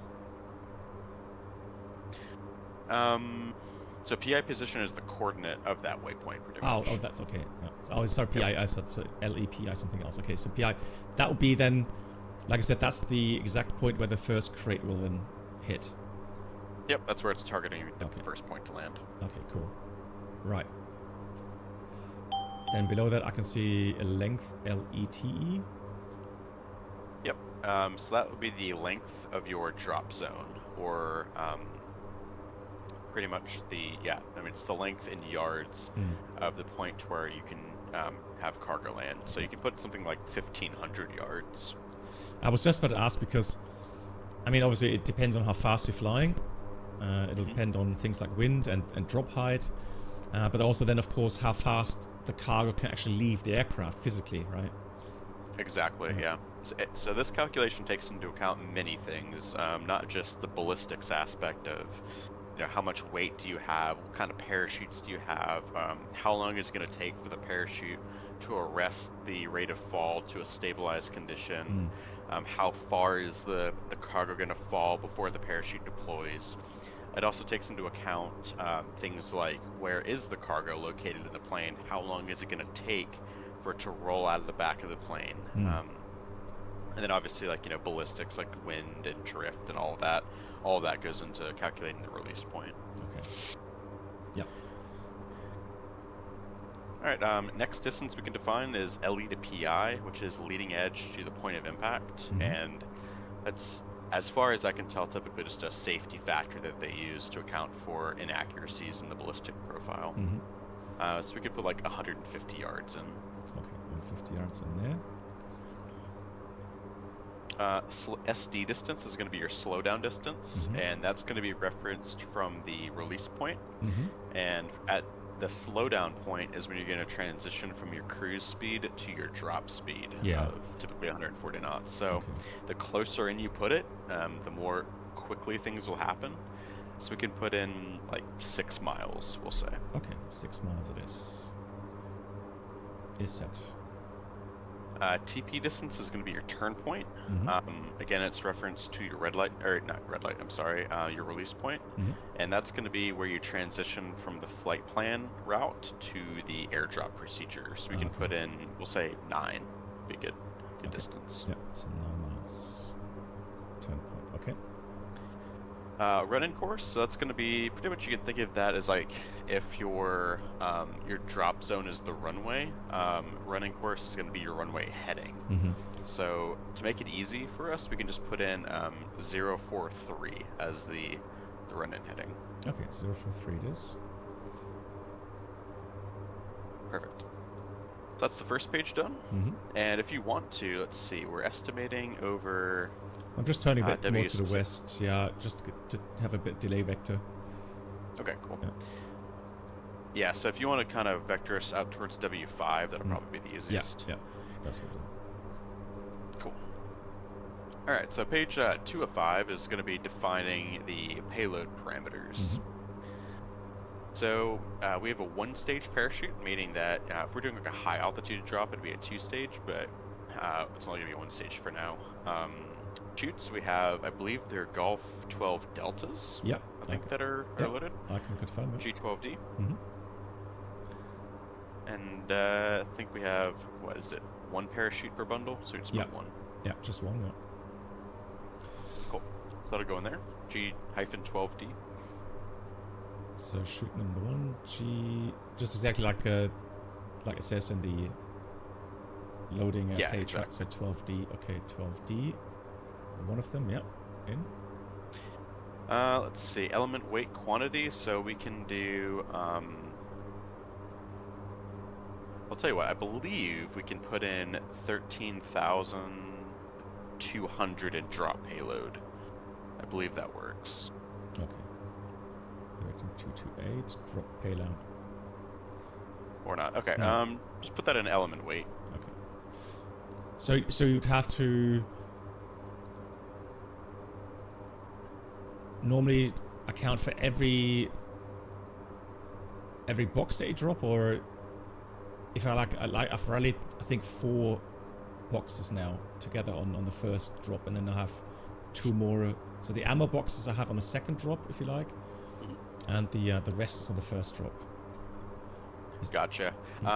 Yeah, so this ties into once we drop the payload, this is going to take out weight on our payload page, and that'll update our landing weight as well. So pretty much you want your drop payload to equal the amount of cargo you're actually dropping. Okay. So that way the weight balance corrections are correct. Roger that. So the end weight is interesting. Okay, cool. Yeah. All right, we go to our next. Mm-hmm. So, this is going to be found, I believe, on the mission briefing. Yeah. Altitude, wind velocity. Yeah, so down. That's why I just put it a little bit wind. It's like a 285 at 10 knots or something. So that was not much. Altitude temperature will be around 0. And surface wind is about 3 knots, so it puts 275 at 3. Perfect. You can see that's calculated the ballistic wind, which is just doing a vector average of the altitude and the surface wind. Exactly. Okay, page 4.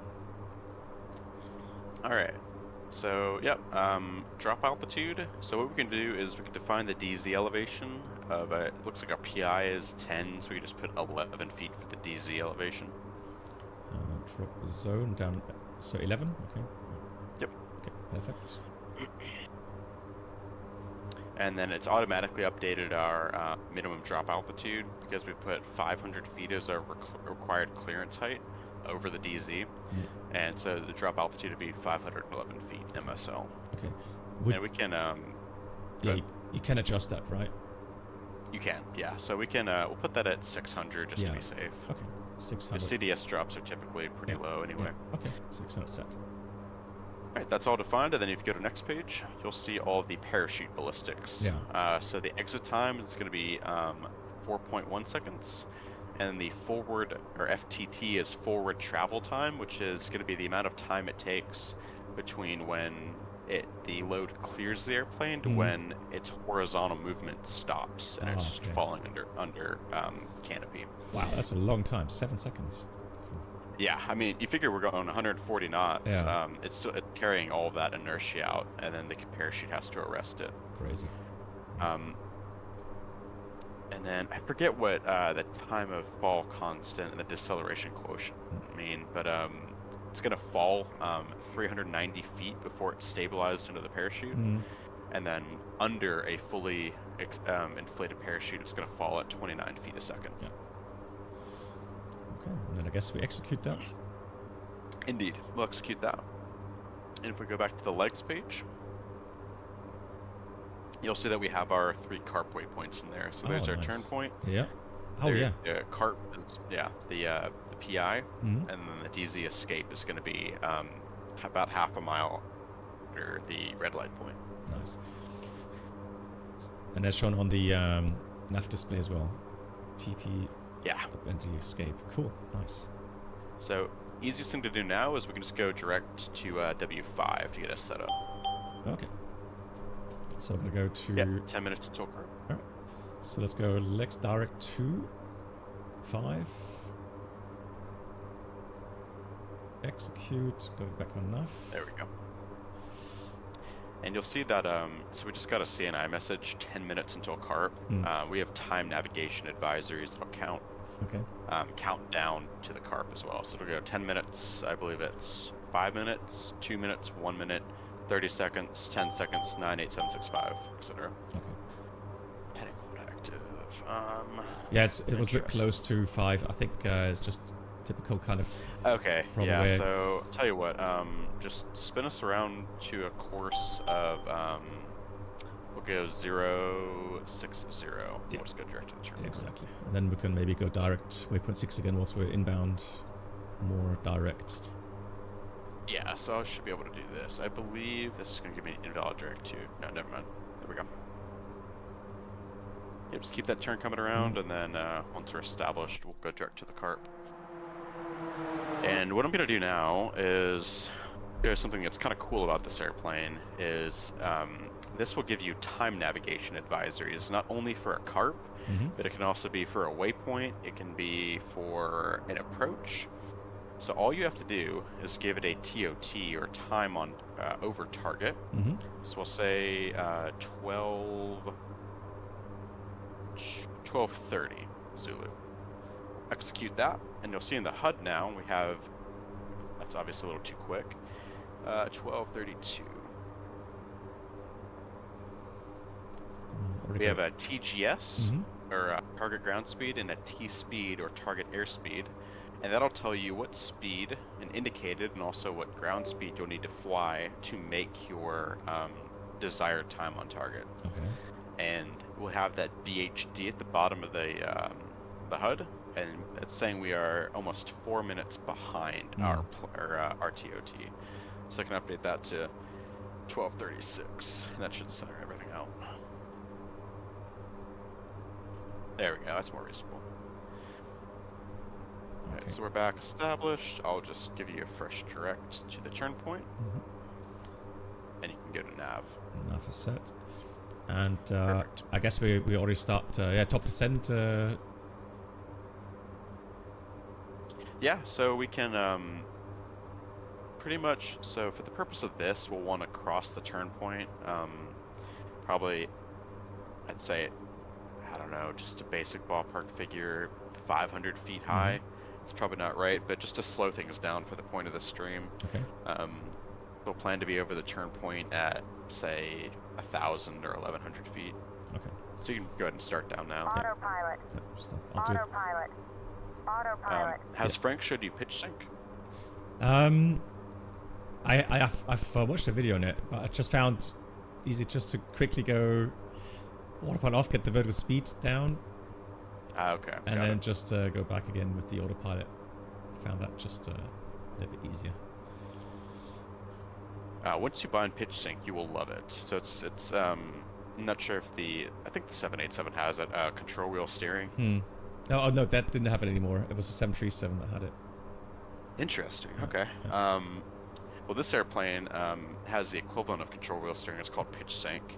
So if you hold that button, it'll disconnect. It'll leave the autopilot engaged, but disconnect the pitch servo, and it'll allow you to position the airplane vertically. And then when you release it, it'll hold whatever pitch you were at. Okay, and I think the reason why I was so worried was because I didn't have a button match, but I think I have it matched actually. Now, let me just try that. So I've got that on the yoke. So now I'm just adjusting the pitch. Now letting go the button again. Okay. Yeah, you're right. That leaves the autopilot engaged, which is nice. Yep. Cool. Right, yeah, Brennelt, I can imagine. So A400 says similar to A350, but of course a bit different and very complicated. I mean, this, like we talked at the beginning, I mean, sure, you know, these add-ons are a little bit complicated to begin with, but the learning curve is just so big. And, you know, in my opinion, the best thing to do is just have a look, think about what you're really looking for in an add-on.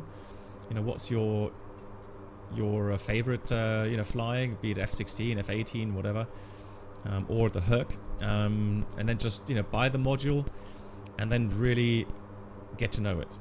Right? Don't buy 4 or 5 aircraft at the same time, because that will overload your, you know, your senses and your memory. So just one aircraft, and again, get to know it, get to love it.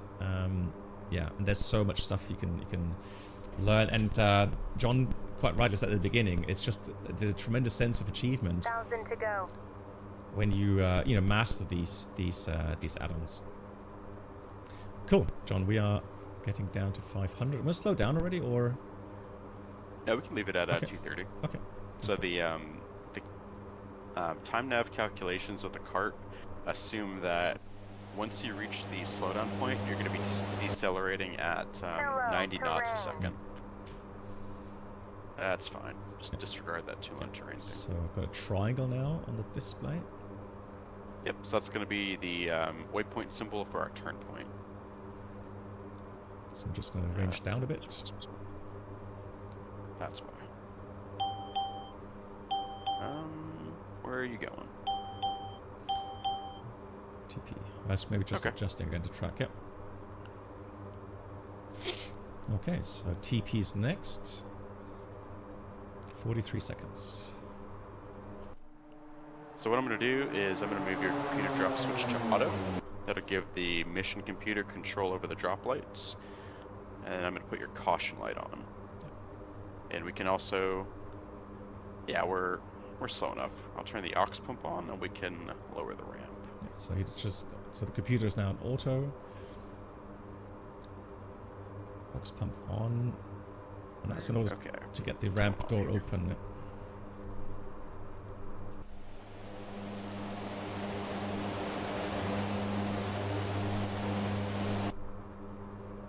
I might have to disconnect the autopilot real quick. Mm-hmm. Disconnect the autopilot. Yep. And just turn it to the right real quick. It's getting off the course. Let's see if I can sequence it. There we go. Now I can see the symbology. Okay. All right. So if you just wanna, you can fly this on autopilot if you want, or you can fly it manually. Yeah, we'll just fly. Probably be easier. Okay, cool. Yeah. I'm gonna dial. I'll do everything for you then. I'm gonna dial your airspeed down to 130. Start coming up to slow down. Sure.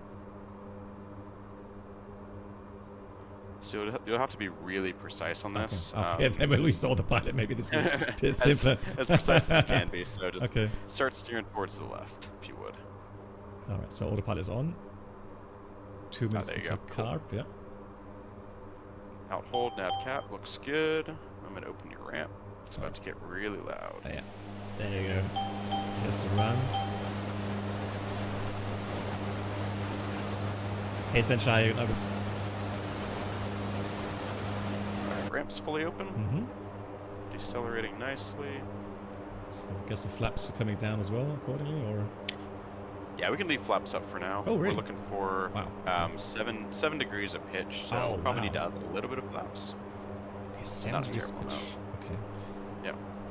Yeah, so you can add probably 10%. Yeah. Not that much. 20% at the moment. Is that okay? Yeah, looks good. Okay. Yeah, so that's 7 degrees pitch there. Amazing. All right, so we got our. Yep, everything looks good.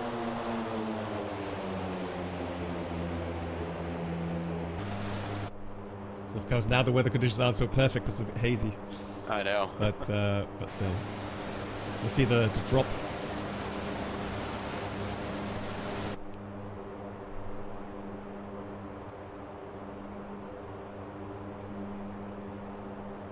Okay, so it says 1 minute time to target. 105. So now the autopilot will steer the aircraft correctly into the target. Correct. And then also, since the drop is on automatic. Yeah, 1 minute until carb. Slow down, okay.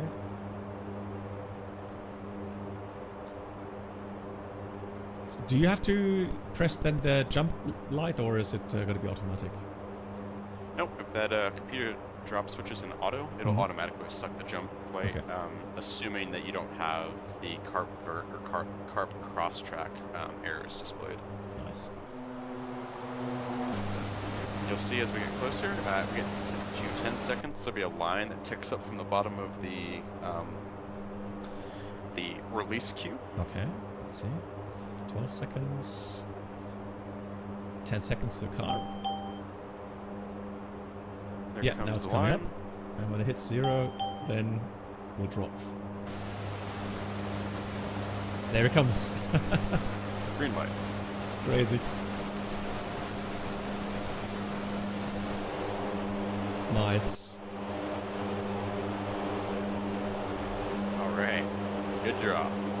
There, coming up. There's the end of the drop zone. There's red light. And it's going to transition back to the flight plan course. And 3, 2, 1. Now. There it goes. Cool. I think the last box, I forgot to set the parachute. It just dropped down. Oh no. But the rest looked great, yeah. So that was right on target. Ramp's coming closed. Yeah, Alpha, I may or may not have forgot to set a parachute for that box. It's getting a lot quieter now. Nice, ramp is up. Cool.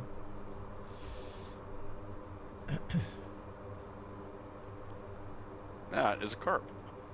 Excellent. So, like I said, the easiest or the easier way is yeah, Alpha. The easier way is to have a waypoint, of course, as a drop zone waypoint.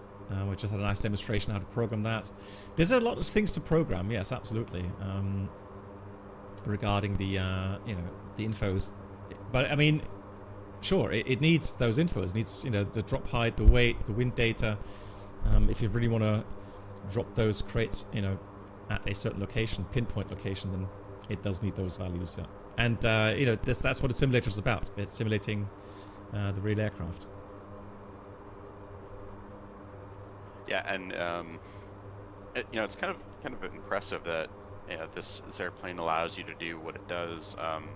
You know, back in the days of the older version of this airplane, the H model, you know, you didn't have FENIX, so all these engine controls were pretty much not done manually, but it's much more involved and required a flight engineer to manage. Your airdrop was based off of, you know, just interpreting ballistics tables instead of just punching things into a CNI. And, you know, this airplane does seem like a lot of work, and it is a lot of work initially, once you're getting familiar with the you know, what data goes where. But it really does. There's a lot of systems that help you out as much as they can, and that's what it really makes us laugh whenever we see people say, like, oh, like, why'd they do the J model? We wanted the H model. Like, no, you really don't.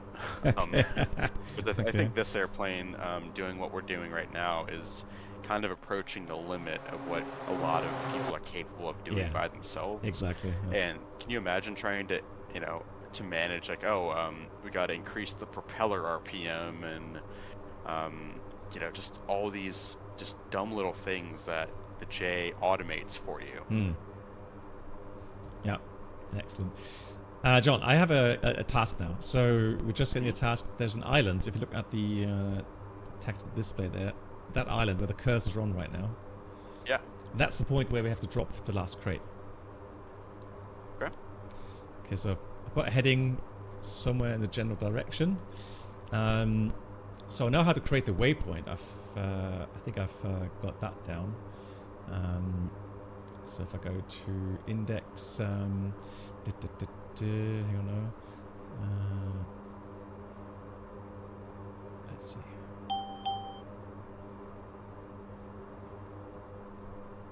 How do I get to the page where I can type in my own? Yes. So all you need to do is use that cursor insert update binding when you have the cursor over the island. Yeah. It's kind of tripped it off. So there we go. So just on the use island that there. bind, Yep. And then hit go to legs. There we go. So that's a position there, right? Legs. Yeah. And then you need to throw it in below W8 if you want. Ah, there we go. Okay, that's easy. Because there's another way. Yeah. There's another way where you can create different, but that'll do for now. So we've done the LL01. So how then do we drop that? It's the same process. So we take that into a scratch pad. Same process, yeah. So you can use the MFP prompt via the legs page. So go right click then. Okay. Yeah. So waypoint data. MFP. And you can put 2 in the scratch pad now. 2. I don't think it matters. And then click carp in it. Carp in it. There it is. So 2. Okay, carp 2. Yeah. So it was what, 1,500 yards? Yeah. 150. Yeah. SD distance. How much was that? 6. All right. And then turn point distance. Do 9. Okay, so running course, we can take something like 290 or something. Yeah, 290. Yeah, that'd be good. 290. Just yeah. If you're into those kind of high-tech simulations, you'll love this one.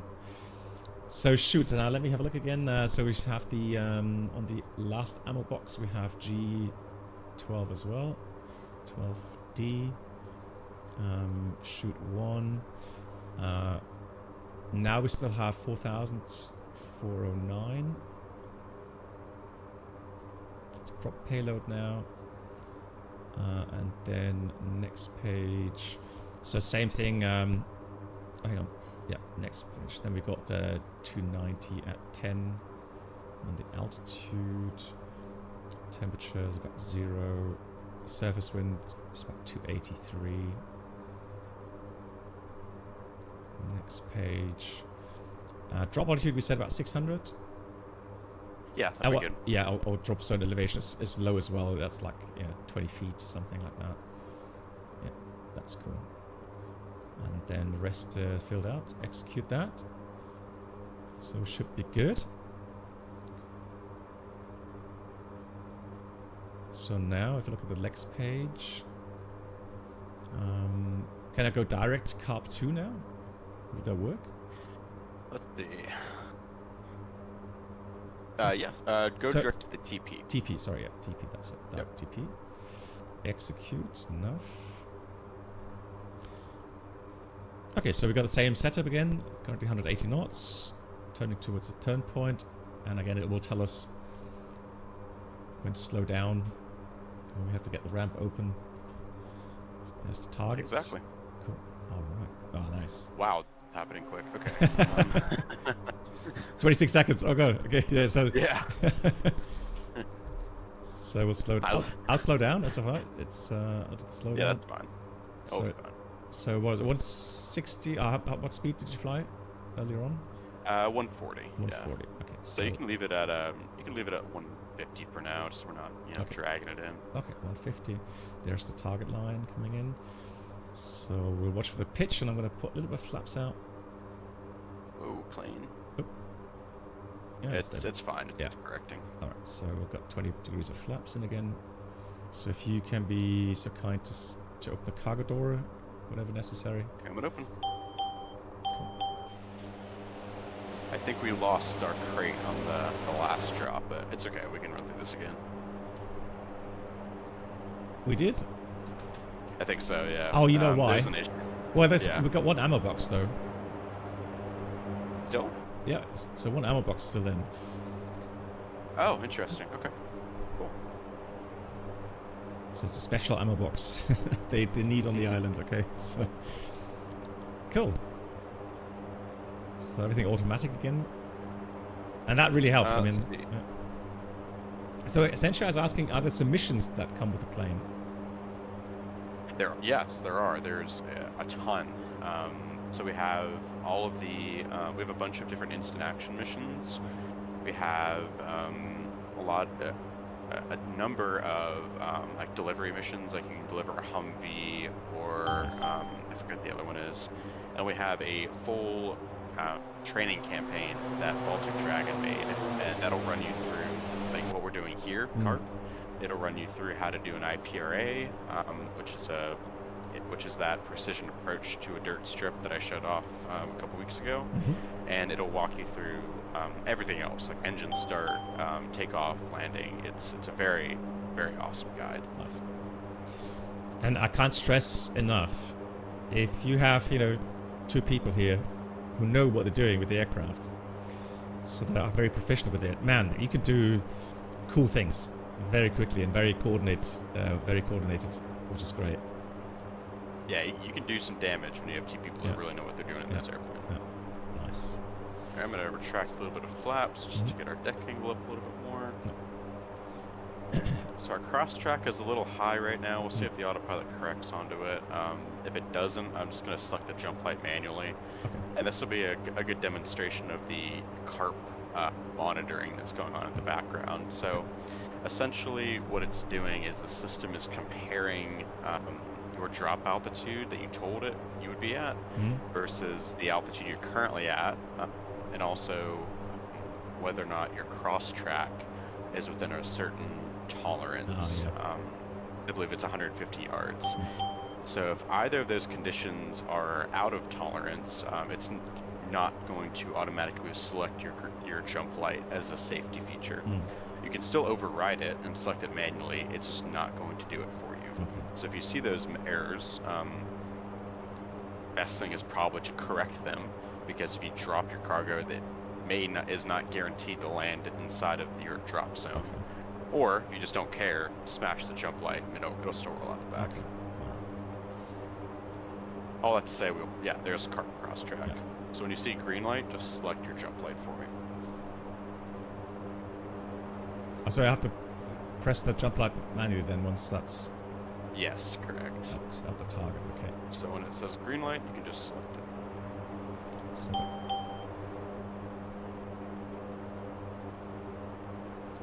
4 seconds. Green light. Okay, so green light and green. Oh, jump. Okay, there we go.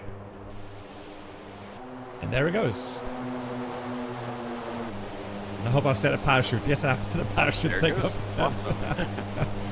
I was worried that I forgot again. There's red away. Nice. So what I'll do now is I'm just do some Autopilot. manual flying. And Oh, close the ramp. yeah. Let me know when it's closed. I can hear it as well. It's getting nice and quiet again. Hey, Albert Scotsman, how are you doing?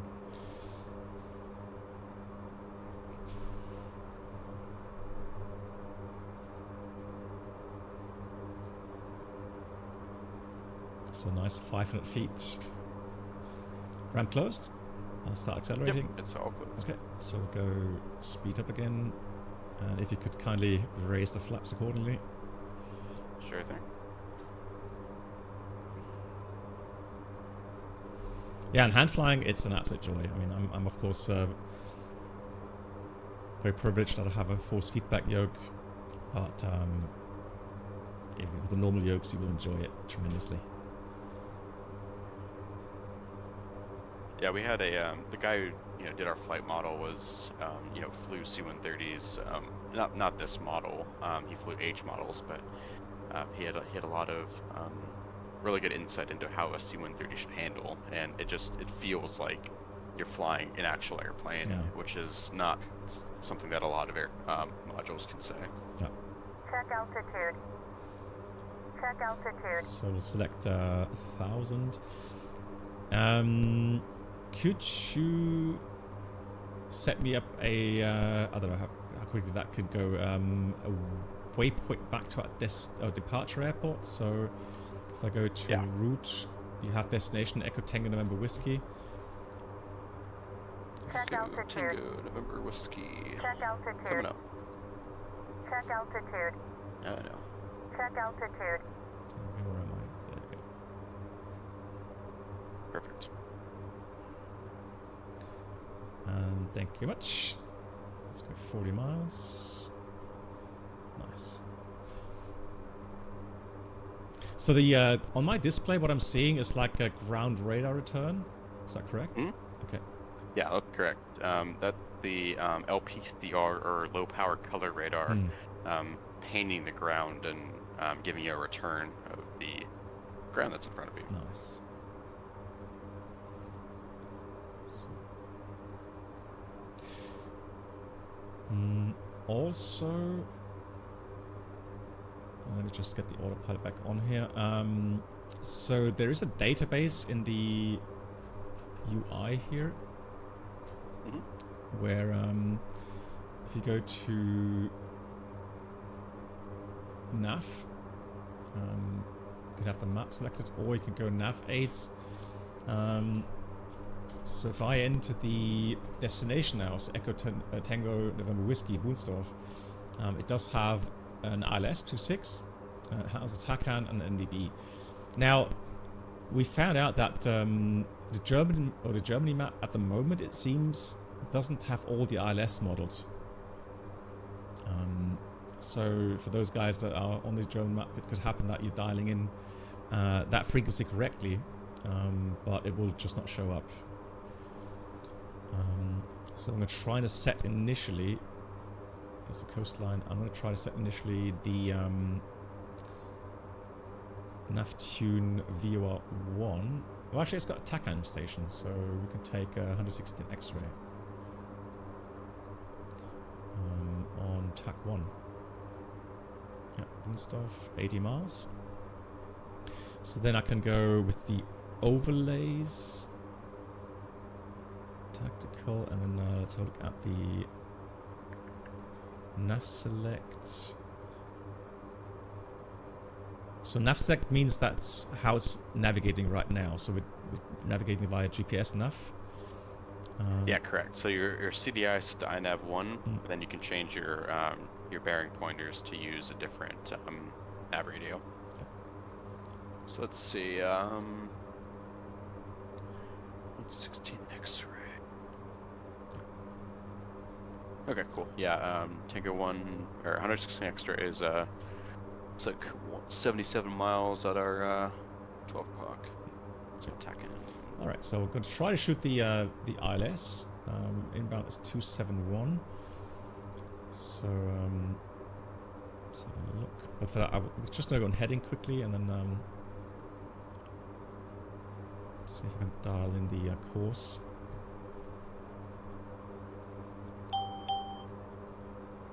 So then VR1.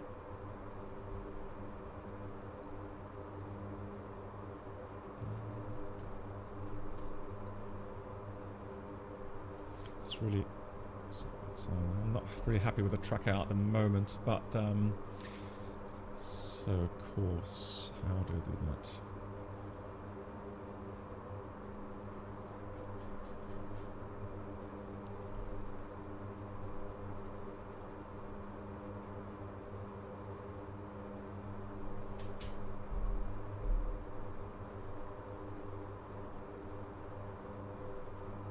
Oh, there we go. That's what it just seems to be stopping from time to time. Right.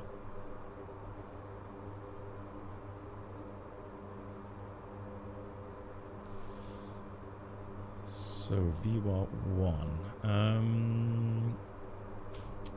So I'm going to go with, what's going on? Yeah, so I'm looking at the PFD. I'm just going to set myself the PFD HD1 so I can see the course line.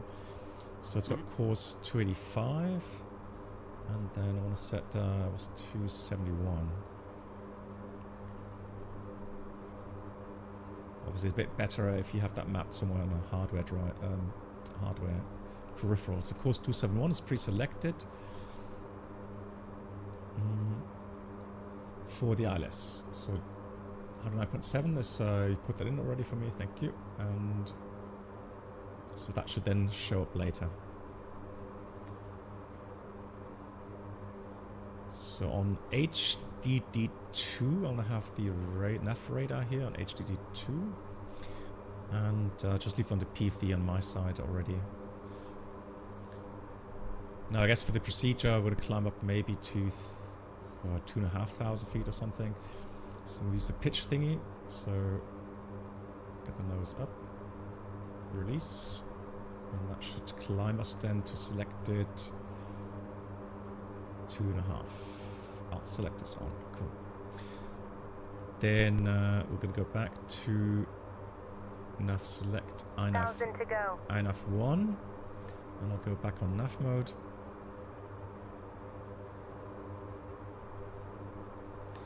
And currently have 65 miles to go. Cool. Let's see. What questions do I have? So anybody on chat? Anyone still have a question? Maybe that something I've missed. Yeah, we talked about if it's possible to drop vehicles. So the thing is, regarding cargo, how would you select the cargo as a vehicle or a vehicle for cargo? So if there's a vehicle that's parked next to you, you can just load it that way, or you can set it via the mission editor. Yep. Ah, okay, that's why. Yeah, there's some checks that go on that to make sure that it could actually fit dimensionally within the cargo bay.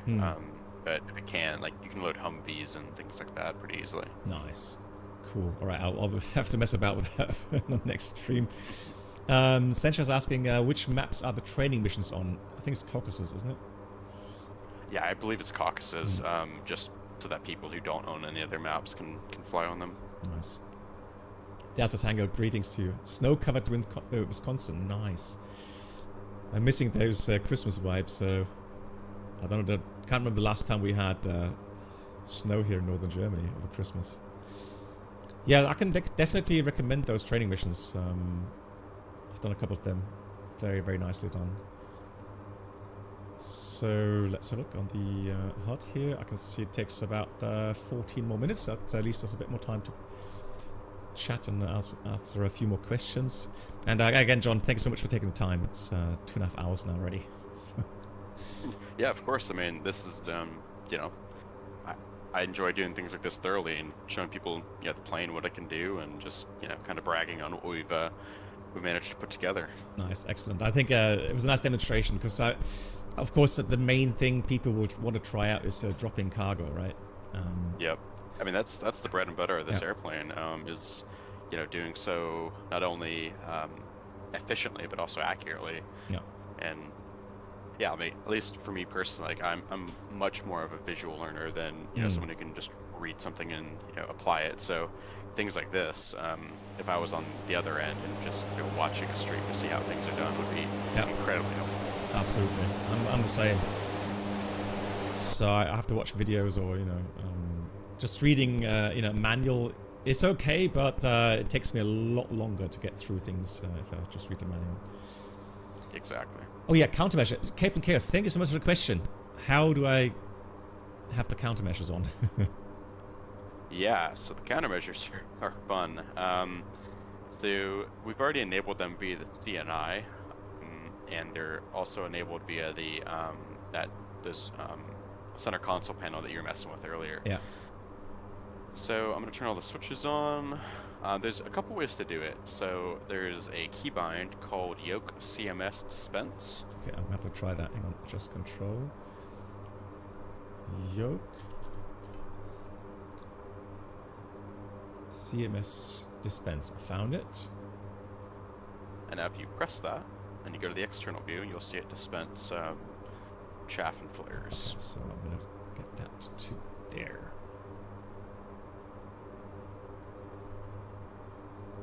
Okay, so external view. Let's see. Oh, hell yeah. Oh, nice. And then if you're still in the external view, I'll show you the how you do the angel flare pattern that you're going to do. Okay, nice. So the way you can do that is using the jettison switch. And you watching? Yeah, watching. Oh, yes. That's the deal. Nice. Cap Gas, thanks for the question. Yeah, that was on my mind as well. So, so for my reference, which one was that? That pattern you just had? That was jettison. Yeah, that was jettison. Ah, nice. So the guarded switch there. Hell yeah, absolutely. Because I've seen those pictures. I mean, most people have seen a picture of that somehow at some point, right? Exactly that still, freeze frame where it's just dispensing everything at the same time. Yep. Also, what was cool on the last stream, we messed about with an F-16, F-18. So some of our community members joined, and then we did the typical thing, cargo ramp open, and then F-16, F-18 coming really close to the cargo ramp. So fantastic screenshots, really, really cool. Oh, I bet, yeah. I actually don't know how far you can nose a plane in to the cargo bay. I've seen some screenshots where someone's managed to get like most of the nose of an F-16 into the back of the C-130. Okay, we were not that close, but it was fairly close. So there was a question. Radio navigation and such. Yeah, Thomas. So yeah, but we're going to try to fly the ILS now. If the ILS doesn't show up, it's not because the Hercules doesn't do it. It's because I'm on the Germany map, and there's still a couple of airports where the ILS is not simulated correctly. So, but we're going to try. I'll tell you what we can do. Yeah. We can build an ILS. Okay. Into this place. Ooh. Nice. Yeah, so what we can do, this is called IPRA, or Integrated Precision Approach, or Integrated Precision Radar Approach. Okay. So we'll do that via the IPRA function. It's an MC index. MC index. IPRA. IPRA, yeah. So we need to get the runway threshold coordinate. What we can do that via, let me see if I can do it this way. Let's see. Depart, arrive, run, what run? Sorry, 26. I'm sorry, I can't talk today. No worries. 26. 26 it is, yeah. Do that. I'll execute that. Go to legs. Okay, runway 26, perfect. So what you can do is, I'm gonna take control of your CNI real quick if you don't mind. It's just easier to do it this way. Runway 26 will be an I did this via a really quick and dirty way. I just went to route 1, departure arrive, then runway 26, and that's a really quick and dirty way to get the runway threshold for an airport. Yeah. So IPRA, RPI position is, I forgot about that. The scratch pads don't talk to each other between computers. Forgot about that. Yeah. So we'll just put in RW26. Yeah. And there it is. Do you have the runway heading It for says me? 271 apparently. Interesting. Okay, 271. Let's see. So the default distances of 4 and 10 look good. We have a final approach fixed altitude of 1,438 feet. Yep. And is this going to be a 200 foot ILSDA or is it higher? Yeah, no, 200 foot is normal. Yeah. Okay, cool. Right. So to do this, I need an IAF position. Ugh. Okay. I need to do this. So, what's another airport or another nav aid on this map that's somewhat close to our destination? You could try Hotel Alpha Delta. Hotel Alpha Delta? Yeah, I'm not sure if it's modeled though, but that would be near Hanover Airport, which is 12 miles to the east. Let's see here. Hold, hang on, let me just check something. Get the charts up.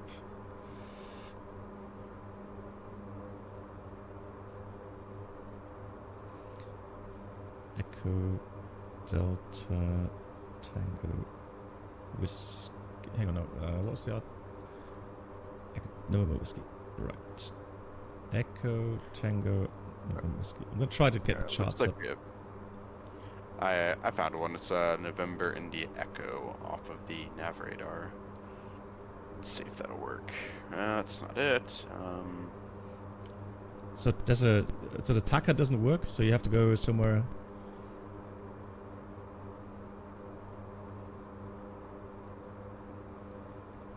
Off airport. Yeah, so I'm just trying to. So the IPRA procedure needs an initial fix and then a. Was that WUN? Can you? That's gonna be too close. So I can. Let's have a look. It says. It's got a fix IPCAP. It's 14 dBs from this Wunsdorf Takan. Okay. So sorry, the inbound is actually 258, not 27. 258. 258. Got it. Chart, yeah. So then outbound would be 078, 14 miles from Wunsdorf. That should be a fix there.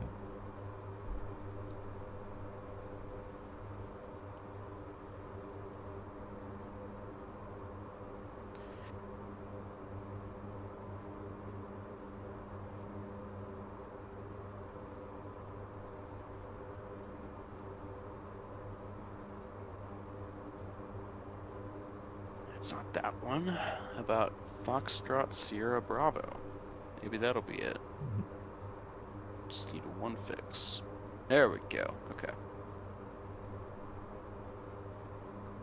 Yeah, so Brett, exactly. So the hot flares are there to detract or deter heat-seeking missiles. Yeah. And the chaff, so that's the metallic kind of small piece that they throw out. That's against radar missiles. Yeah.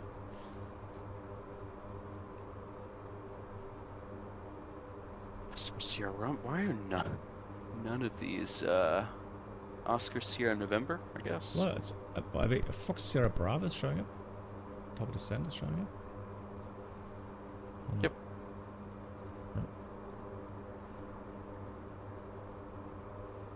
So I'll select the heading and then we'll go there. Get myself already further to the east to get established.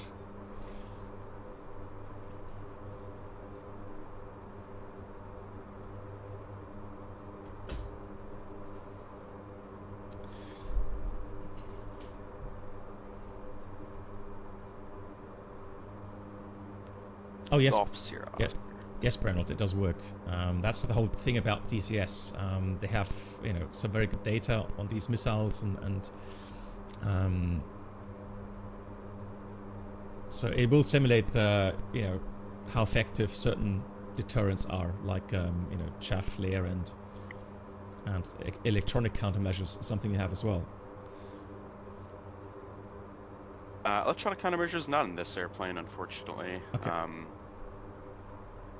Yeah, much newer versions of this airplane have them, but this one does not. Okay, because it has a switch for that, but I guess it's just not integrated. Yeah, this panel is common to some other airplanes as well. Okay.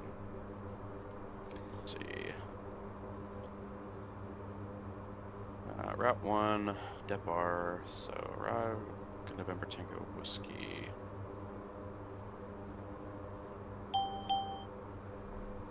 Echo November Tango Whiskey is our destination. Right? Yep, Echo Tango November Whiskey, correct. Echo Tango November Whiskey. Yeah, that's the one. Do that. Yes, that's fine. Index, route, depart, arrival, 26. Execute, legs.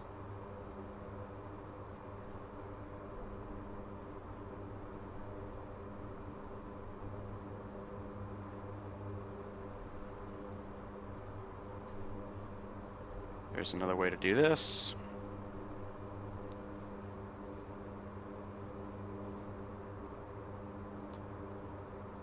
So you can do this in the real plane as well. You can just store it as a custom data point. Yeah. RW26, I believe.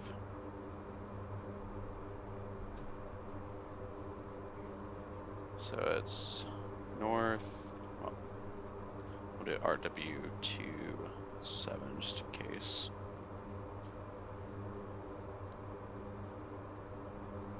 $260. That's going to be north 52.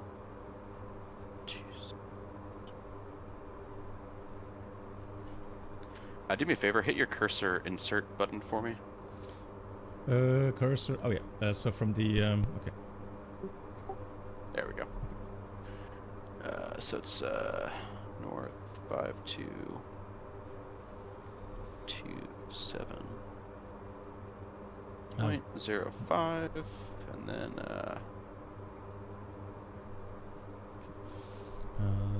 interesting.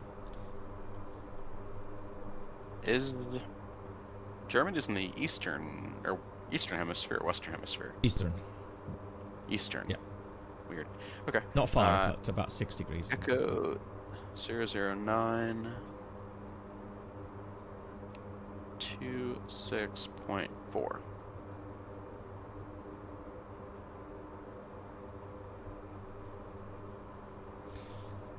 So why does the attitude indicator an asymmetric in the way that it shows more ground than air?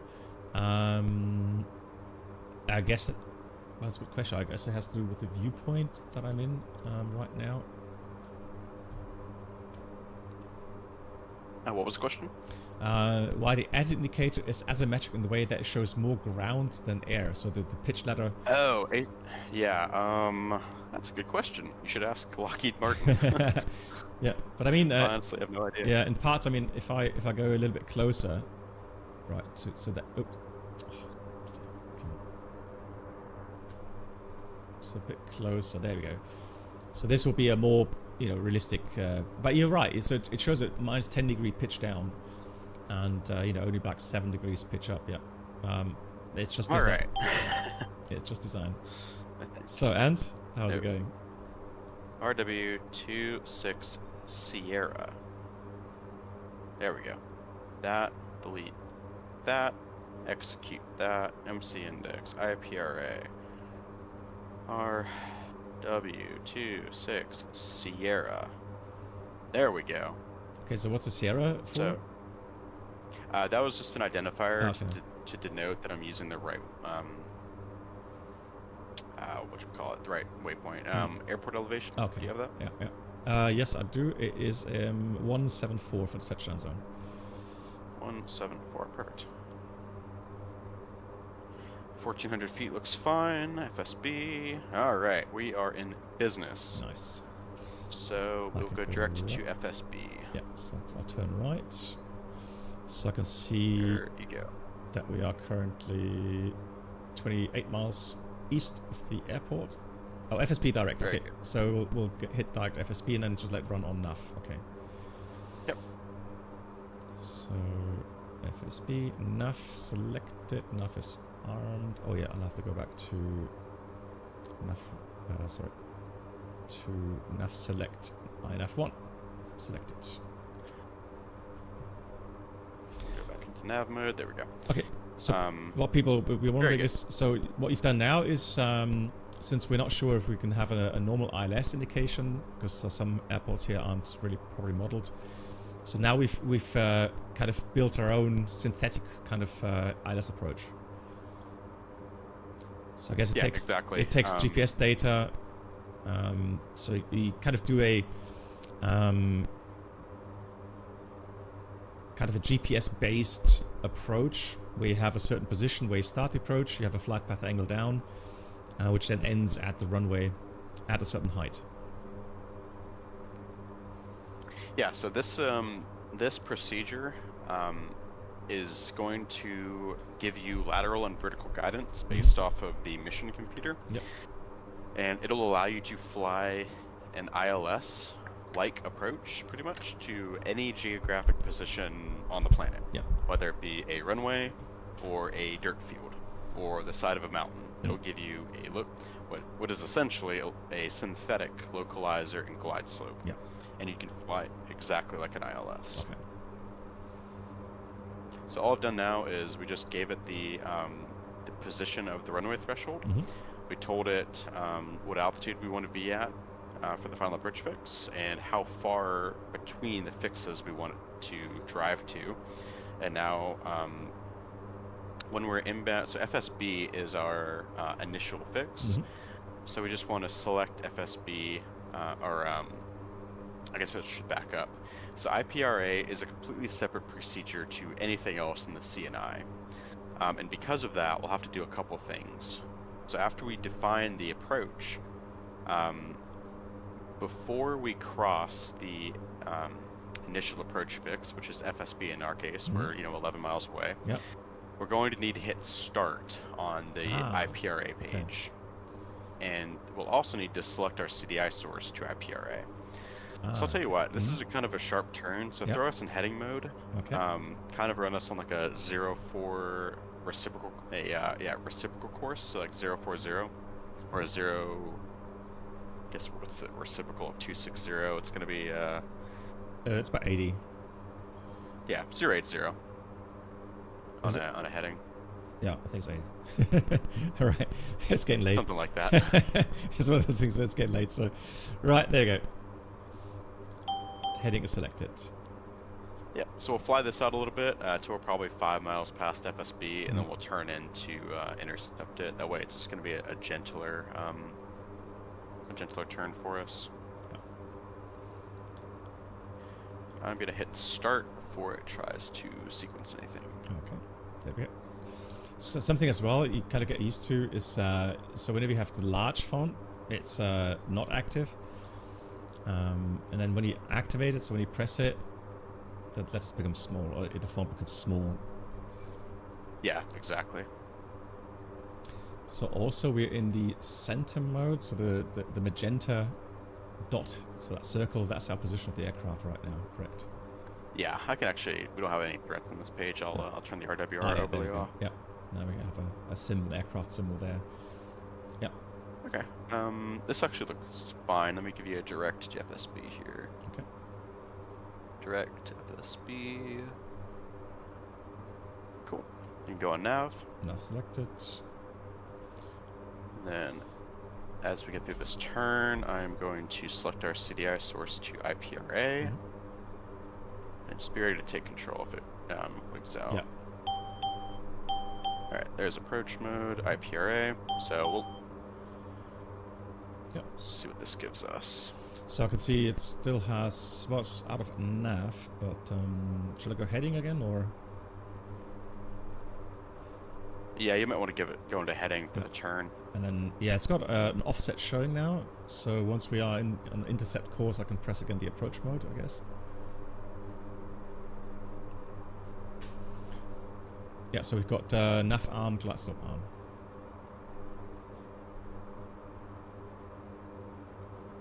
Yep, now it flipped. Not sure if we went through the center line there. In theory. So let's see, IPRA. Why is this not giving us guidance?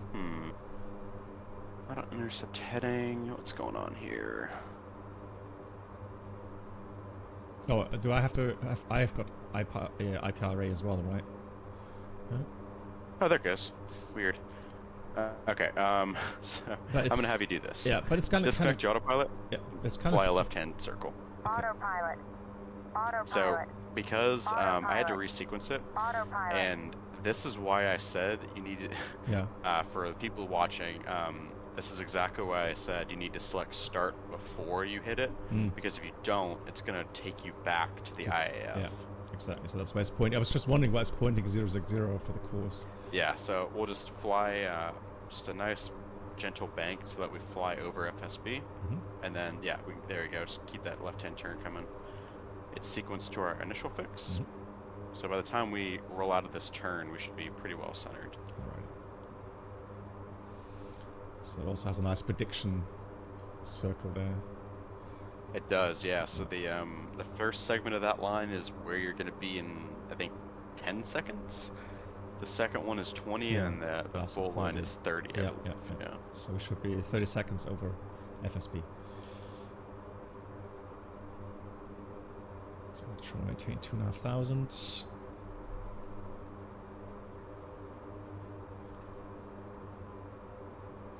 I'm really happy about the auto throttle. That really helps. Yeah, that's just like, you know, one of the other things about this airplane that it really reduces the workload just tremendously.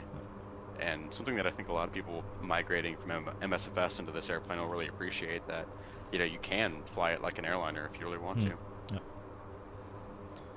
Okay, so keep the turn coming. And it hand flies beautifully. Really lovely.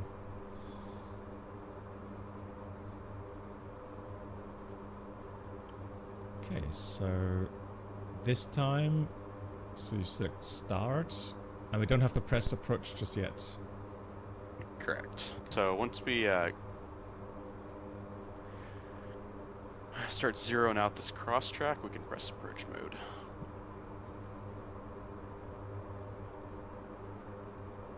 So it should be right over FSB. Okay, yeah, we'll hit approach there we mode. go. There it is, coming in. Perfect. Yeah. You can put the autopilot back on. Alright, and then glide slope is armed, so autopilot is coming back on. Nice. So even though, okay, so right now for my indications, so yeah, CDI is on IPRA. And currently the glide slope on the PFD is still in red, but I guess that's because we're too far out. We're still about 38 miles out. Okay. So that's when I'm reading 38, 37.7. So yeah, so we can continue.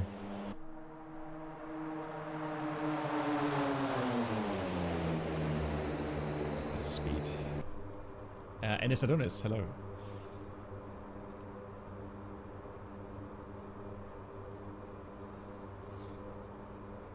Oh yeah, I guess a lot of training for the real-world C-130 pilots will be low-level flying, right? Yeah, so that's one of the bragging points that a lot of C-130 pilots like to point out when, you know, they're comparing themselves, or when people are comparing them to something like a C-17 pilot, is the mission of this airplane really is a tactical airlifter. So low-level routes are a pretty large part of their training curriculum. And it's said that you know, a brand new C-130 pilot that comes out of their training program is qualified to do things that a C-17 pilot would need additional specialized training on. For specifically the low-level aspect. Yeah, I can imagine. So I just worried initially because the course currently, of course, doesn't match the inbound course of the approach, but we're now flying to the initial fix, which you have also Correct, defined. Yeah. So the initial fix is 10 miles on the center line, and then you have the final approach fix at 4 miles, where we're going to have 1446. Did you have to put in the initial fix altitude, or is that calculated according to the profile, so 3 degree down, through the final approach fix altitude of 1446?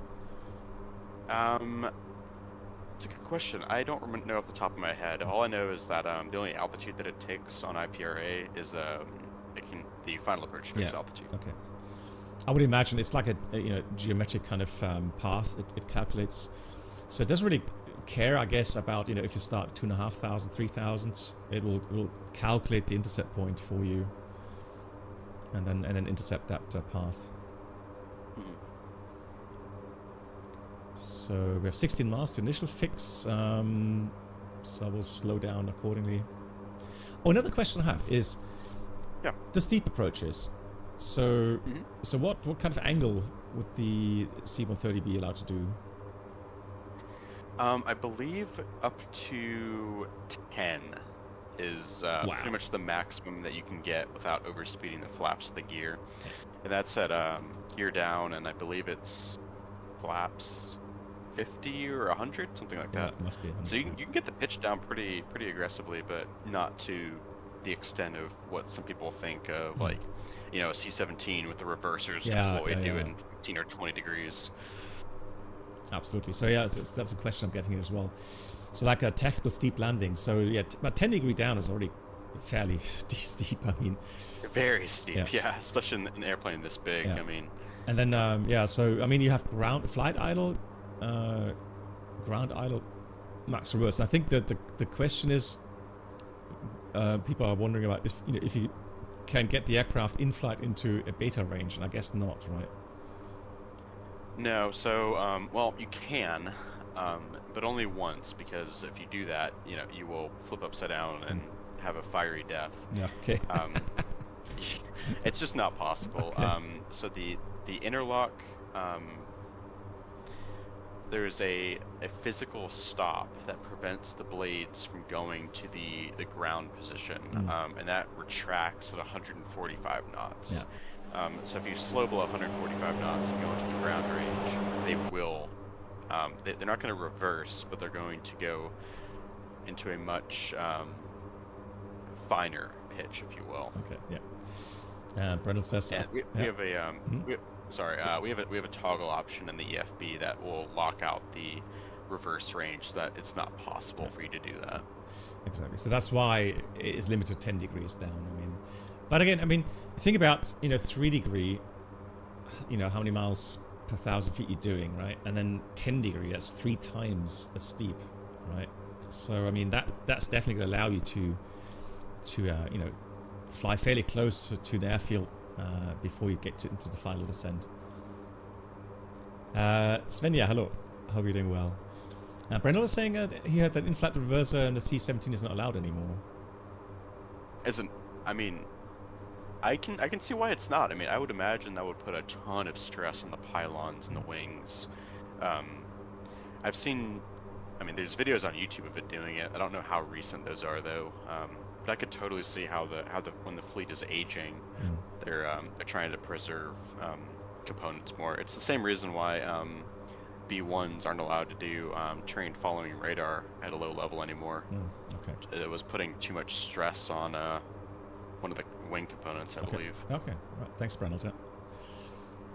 Good. Okay, I'm slowing down a bit. Initial approach fixed. Now, the IF is not at a center point, just in case people are wondering. Yep. So it's still saying no glide slope because we're still fairly far out. It says 15.8 miles from the airfield. And we're fairly low. We're at 2,500, so that's 2,300 above the ground. So typically, at this altitude, intercept will be at 7 miles from the field. Oh, Captain Chaos, absolutely. If you're not used to, minus 10 degrees, I remember when we had Bilbao on the A319, and we tried to slow down we're still fairly fast, and then getting the flaps out. Flaps 3, and then close to the max speed limit there.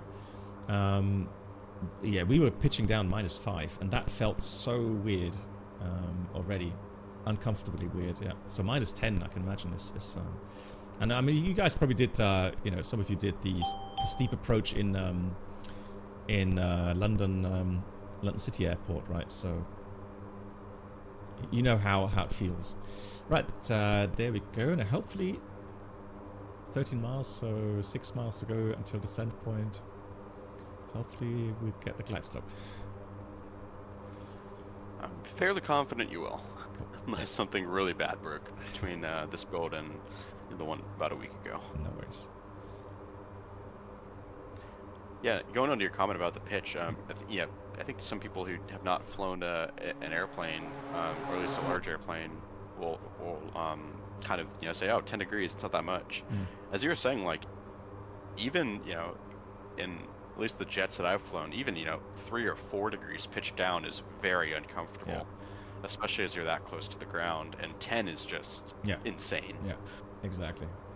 And imagine also coming down at that pitch, you have to transition the aircraft to get it into a safe touchdown pitch as well, right? So if you were doing like -20, imagine where we'd have to start to get into the flare at that pitch angle, right? So even -10 will be. Oh, there's a glide slope. You are correct. I was just being impatient again. So I can imagine how that affects. Can I have flaps 10 degrees, please? Yeah. Get a little slower, and I'll give you flaps 10. Right, coming down to 150. Here's 180. There's flaps 10. And also can see the runway symbol, so that rectangle. Yep. Very nice. Yeah, you'll get that on LZs and even the bare bones ILS as well. Nice. Then it's flaps 50. Thank you much. So approach speed is about 135-ish, I guess. I mean, you could put that into the. Yeah, this. Let's look. We did told, so landing data. So yeah, approach speed of 133. So that's for threshold of 123. That's for 100 degrees, right? Yeah. Okay. So 100 was 133. Okay, roger. I'll set that already. Then gear down, please. Yeah, Brendel, you would probably not notice that because what you can do is, I mean, if it becomes a bit distracting, just turn it off. Because these are the ray tracing features, and that's it. Good. Then we'll select flaps 100, please.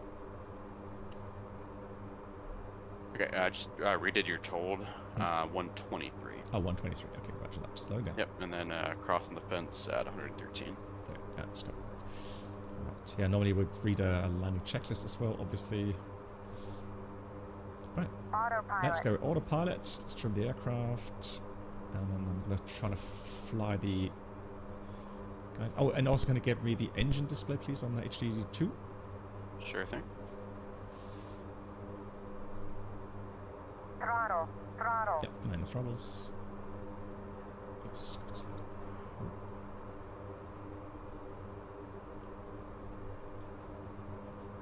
Thank you. Right, so it does not take much power. No, it does not. Even with 100% flaps. Right, it's a bit fast. Trying to slow down. Trying to get the feel for the aircraft. Nice, but that's a very cool demonstration. So I mean, I'm gonna have to go through the learning process again of how to program that. But I guess is it in the manual? Surely, I mean, you wrote it. Yeah, there's the IPRA page is in the manual, and there's also a training mission for Baltic Dragon about IPRA. Perfect. You see, guys. So if you haven't really been able to follow along, exactly like myself here, we can practice that in a training mission. Right, 123 it is. Trying to get the power synchronized here.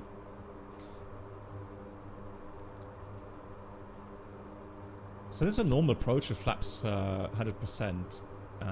Imagine that's -3 degrees down on the pitch, maybe even -4 degrees. That's already feeling weird. And now imagine -10. It's just... Yeah, it would. Ground's coming up awfully quick. Yeah. Let's take it fast. Try to slow down a bit more. One thing you learn very quickly is you have to adjust the thrust levers. If you have, like me, if you have 4 different thrust levers modeled, then you do need to... Ah, okay, a bit offset, it seems like. Okay, so maybe, I don't know. Maybe, Interesting. yeah, it was, I guess maybe I told you the wrong inbound course or yeah, something. put 258 and it looks Yeah, like it's more like 270, right? Yeah. Yeah. Oh, maybe I... Oh, there's the runway. Yeah. Circling on. Lovely. And that's what I wanted to have today. Yeah. Nice, beautiful... Looks like you're... Yeah, Good. I think I told you the wrong inbound course.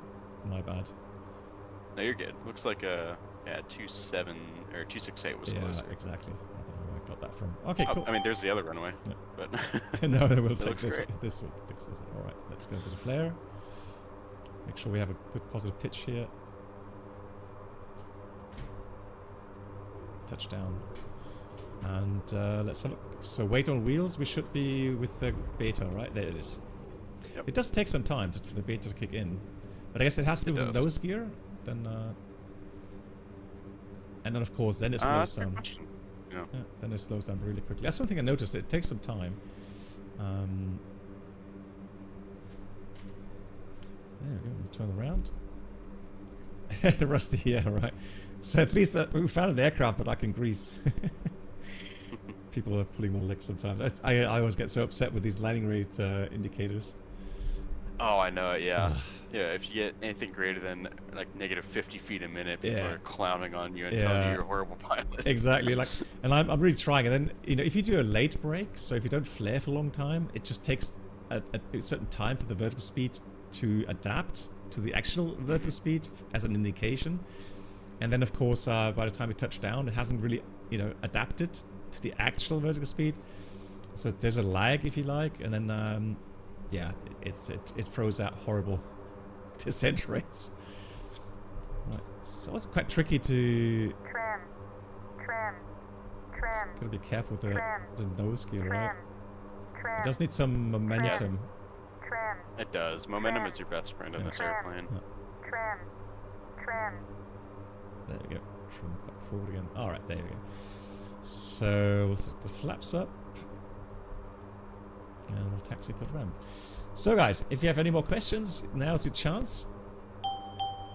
We're coming to the end of the stream.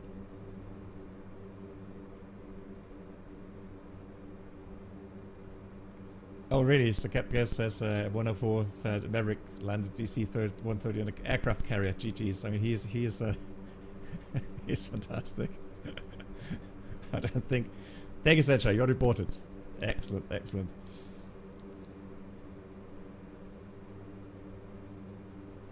Nice. So what we're going to do, one really quickly, we'll try an engine shutdown. So I'm going to try to get the checklist up. And then one thing I'm thinking of doing is maybe get myself a note, kind of a bit of a paper checklist. So after landings, APU, could you start the APU, please? Sure can.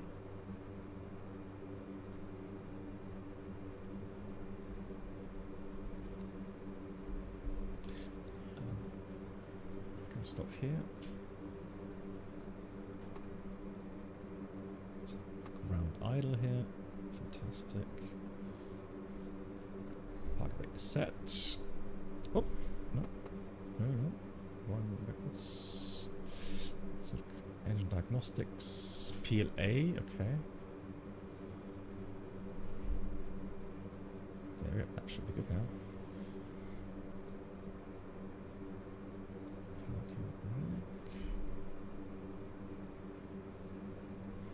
Let's get the wheel chocks in place just for good measure.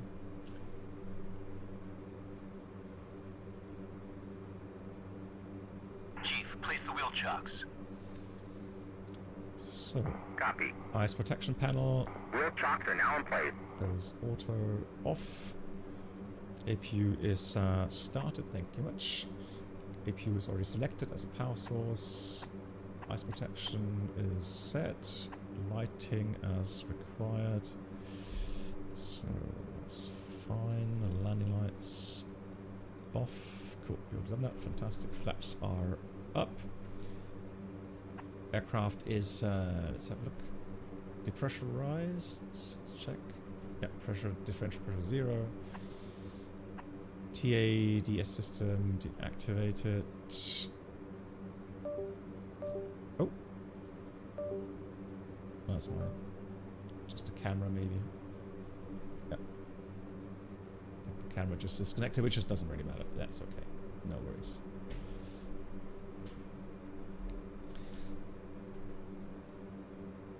Yeah, the camera's frozen. Yeah, it just disconnected USB-wise. As long as the stream is still running, it's all good. Right, park brake is set. We've got the chocks in, power levers, ground idle set. And that's the after landing checks completed. Now comes the important things. So, nose wheel, park brake, centered set. Then the power levers, ground idle, so low speed.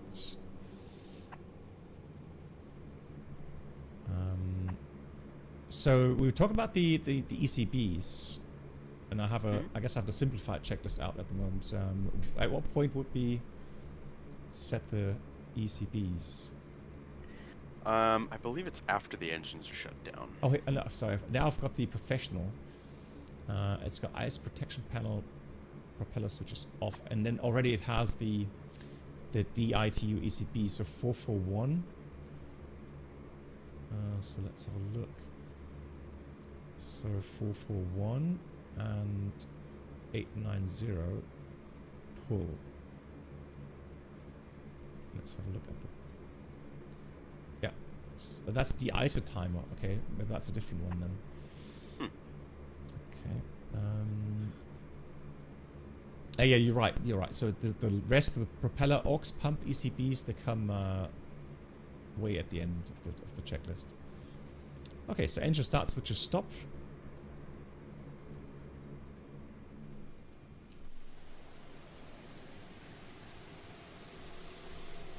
Let's look at this spool down here. Bulky in here.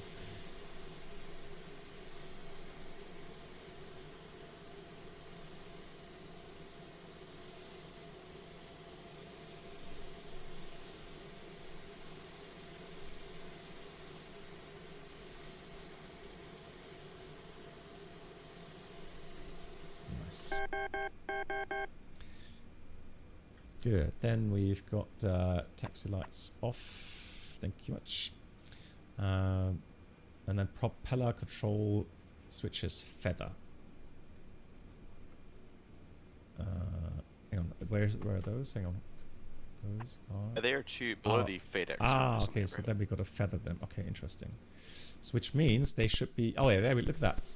Slowly turn to the feather position. Nicely animated as well. Cool. Crossfeed closed. Transfer closed. Tank switch off.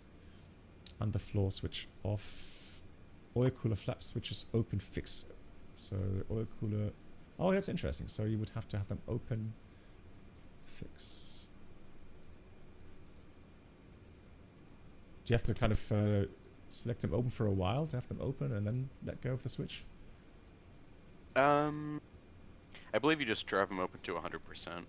You can see them on the system status page. So oil CFP %. You just hold them until it says 100. Ah, okay. So now 58, 36. Okay, cool. Oh, wow, that's a. Hang on. Yeah, 70, 72, 80, 82. So it's for those that really want 100% realism.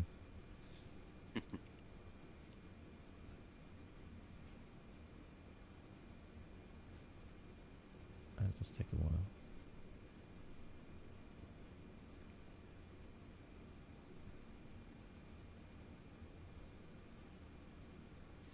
So then we have standby articulated caged, oxygen, etc. We'll leave that off.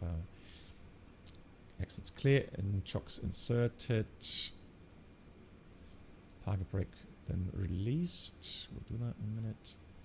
And then we've got hydraulic panel as well. So there we go. Those coilers coolers are now.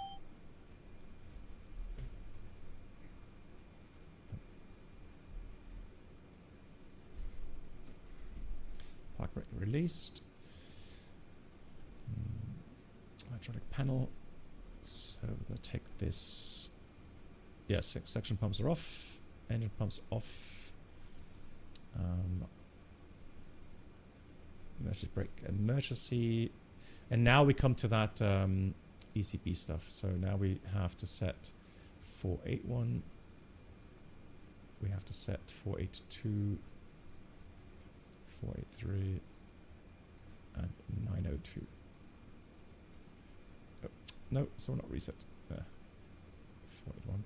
And that's why at the beginning you have to reset those circuit breakers. But this procedure on shutdown, you are actually pulling those circuit breakers.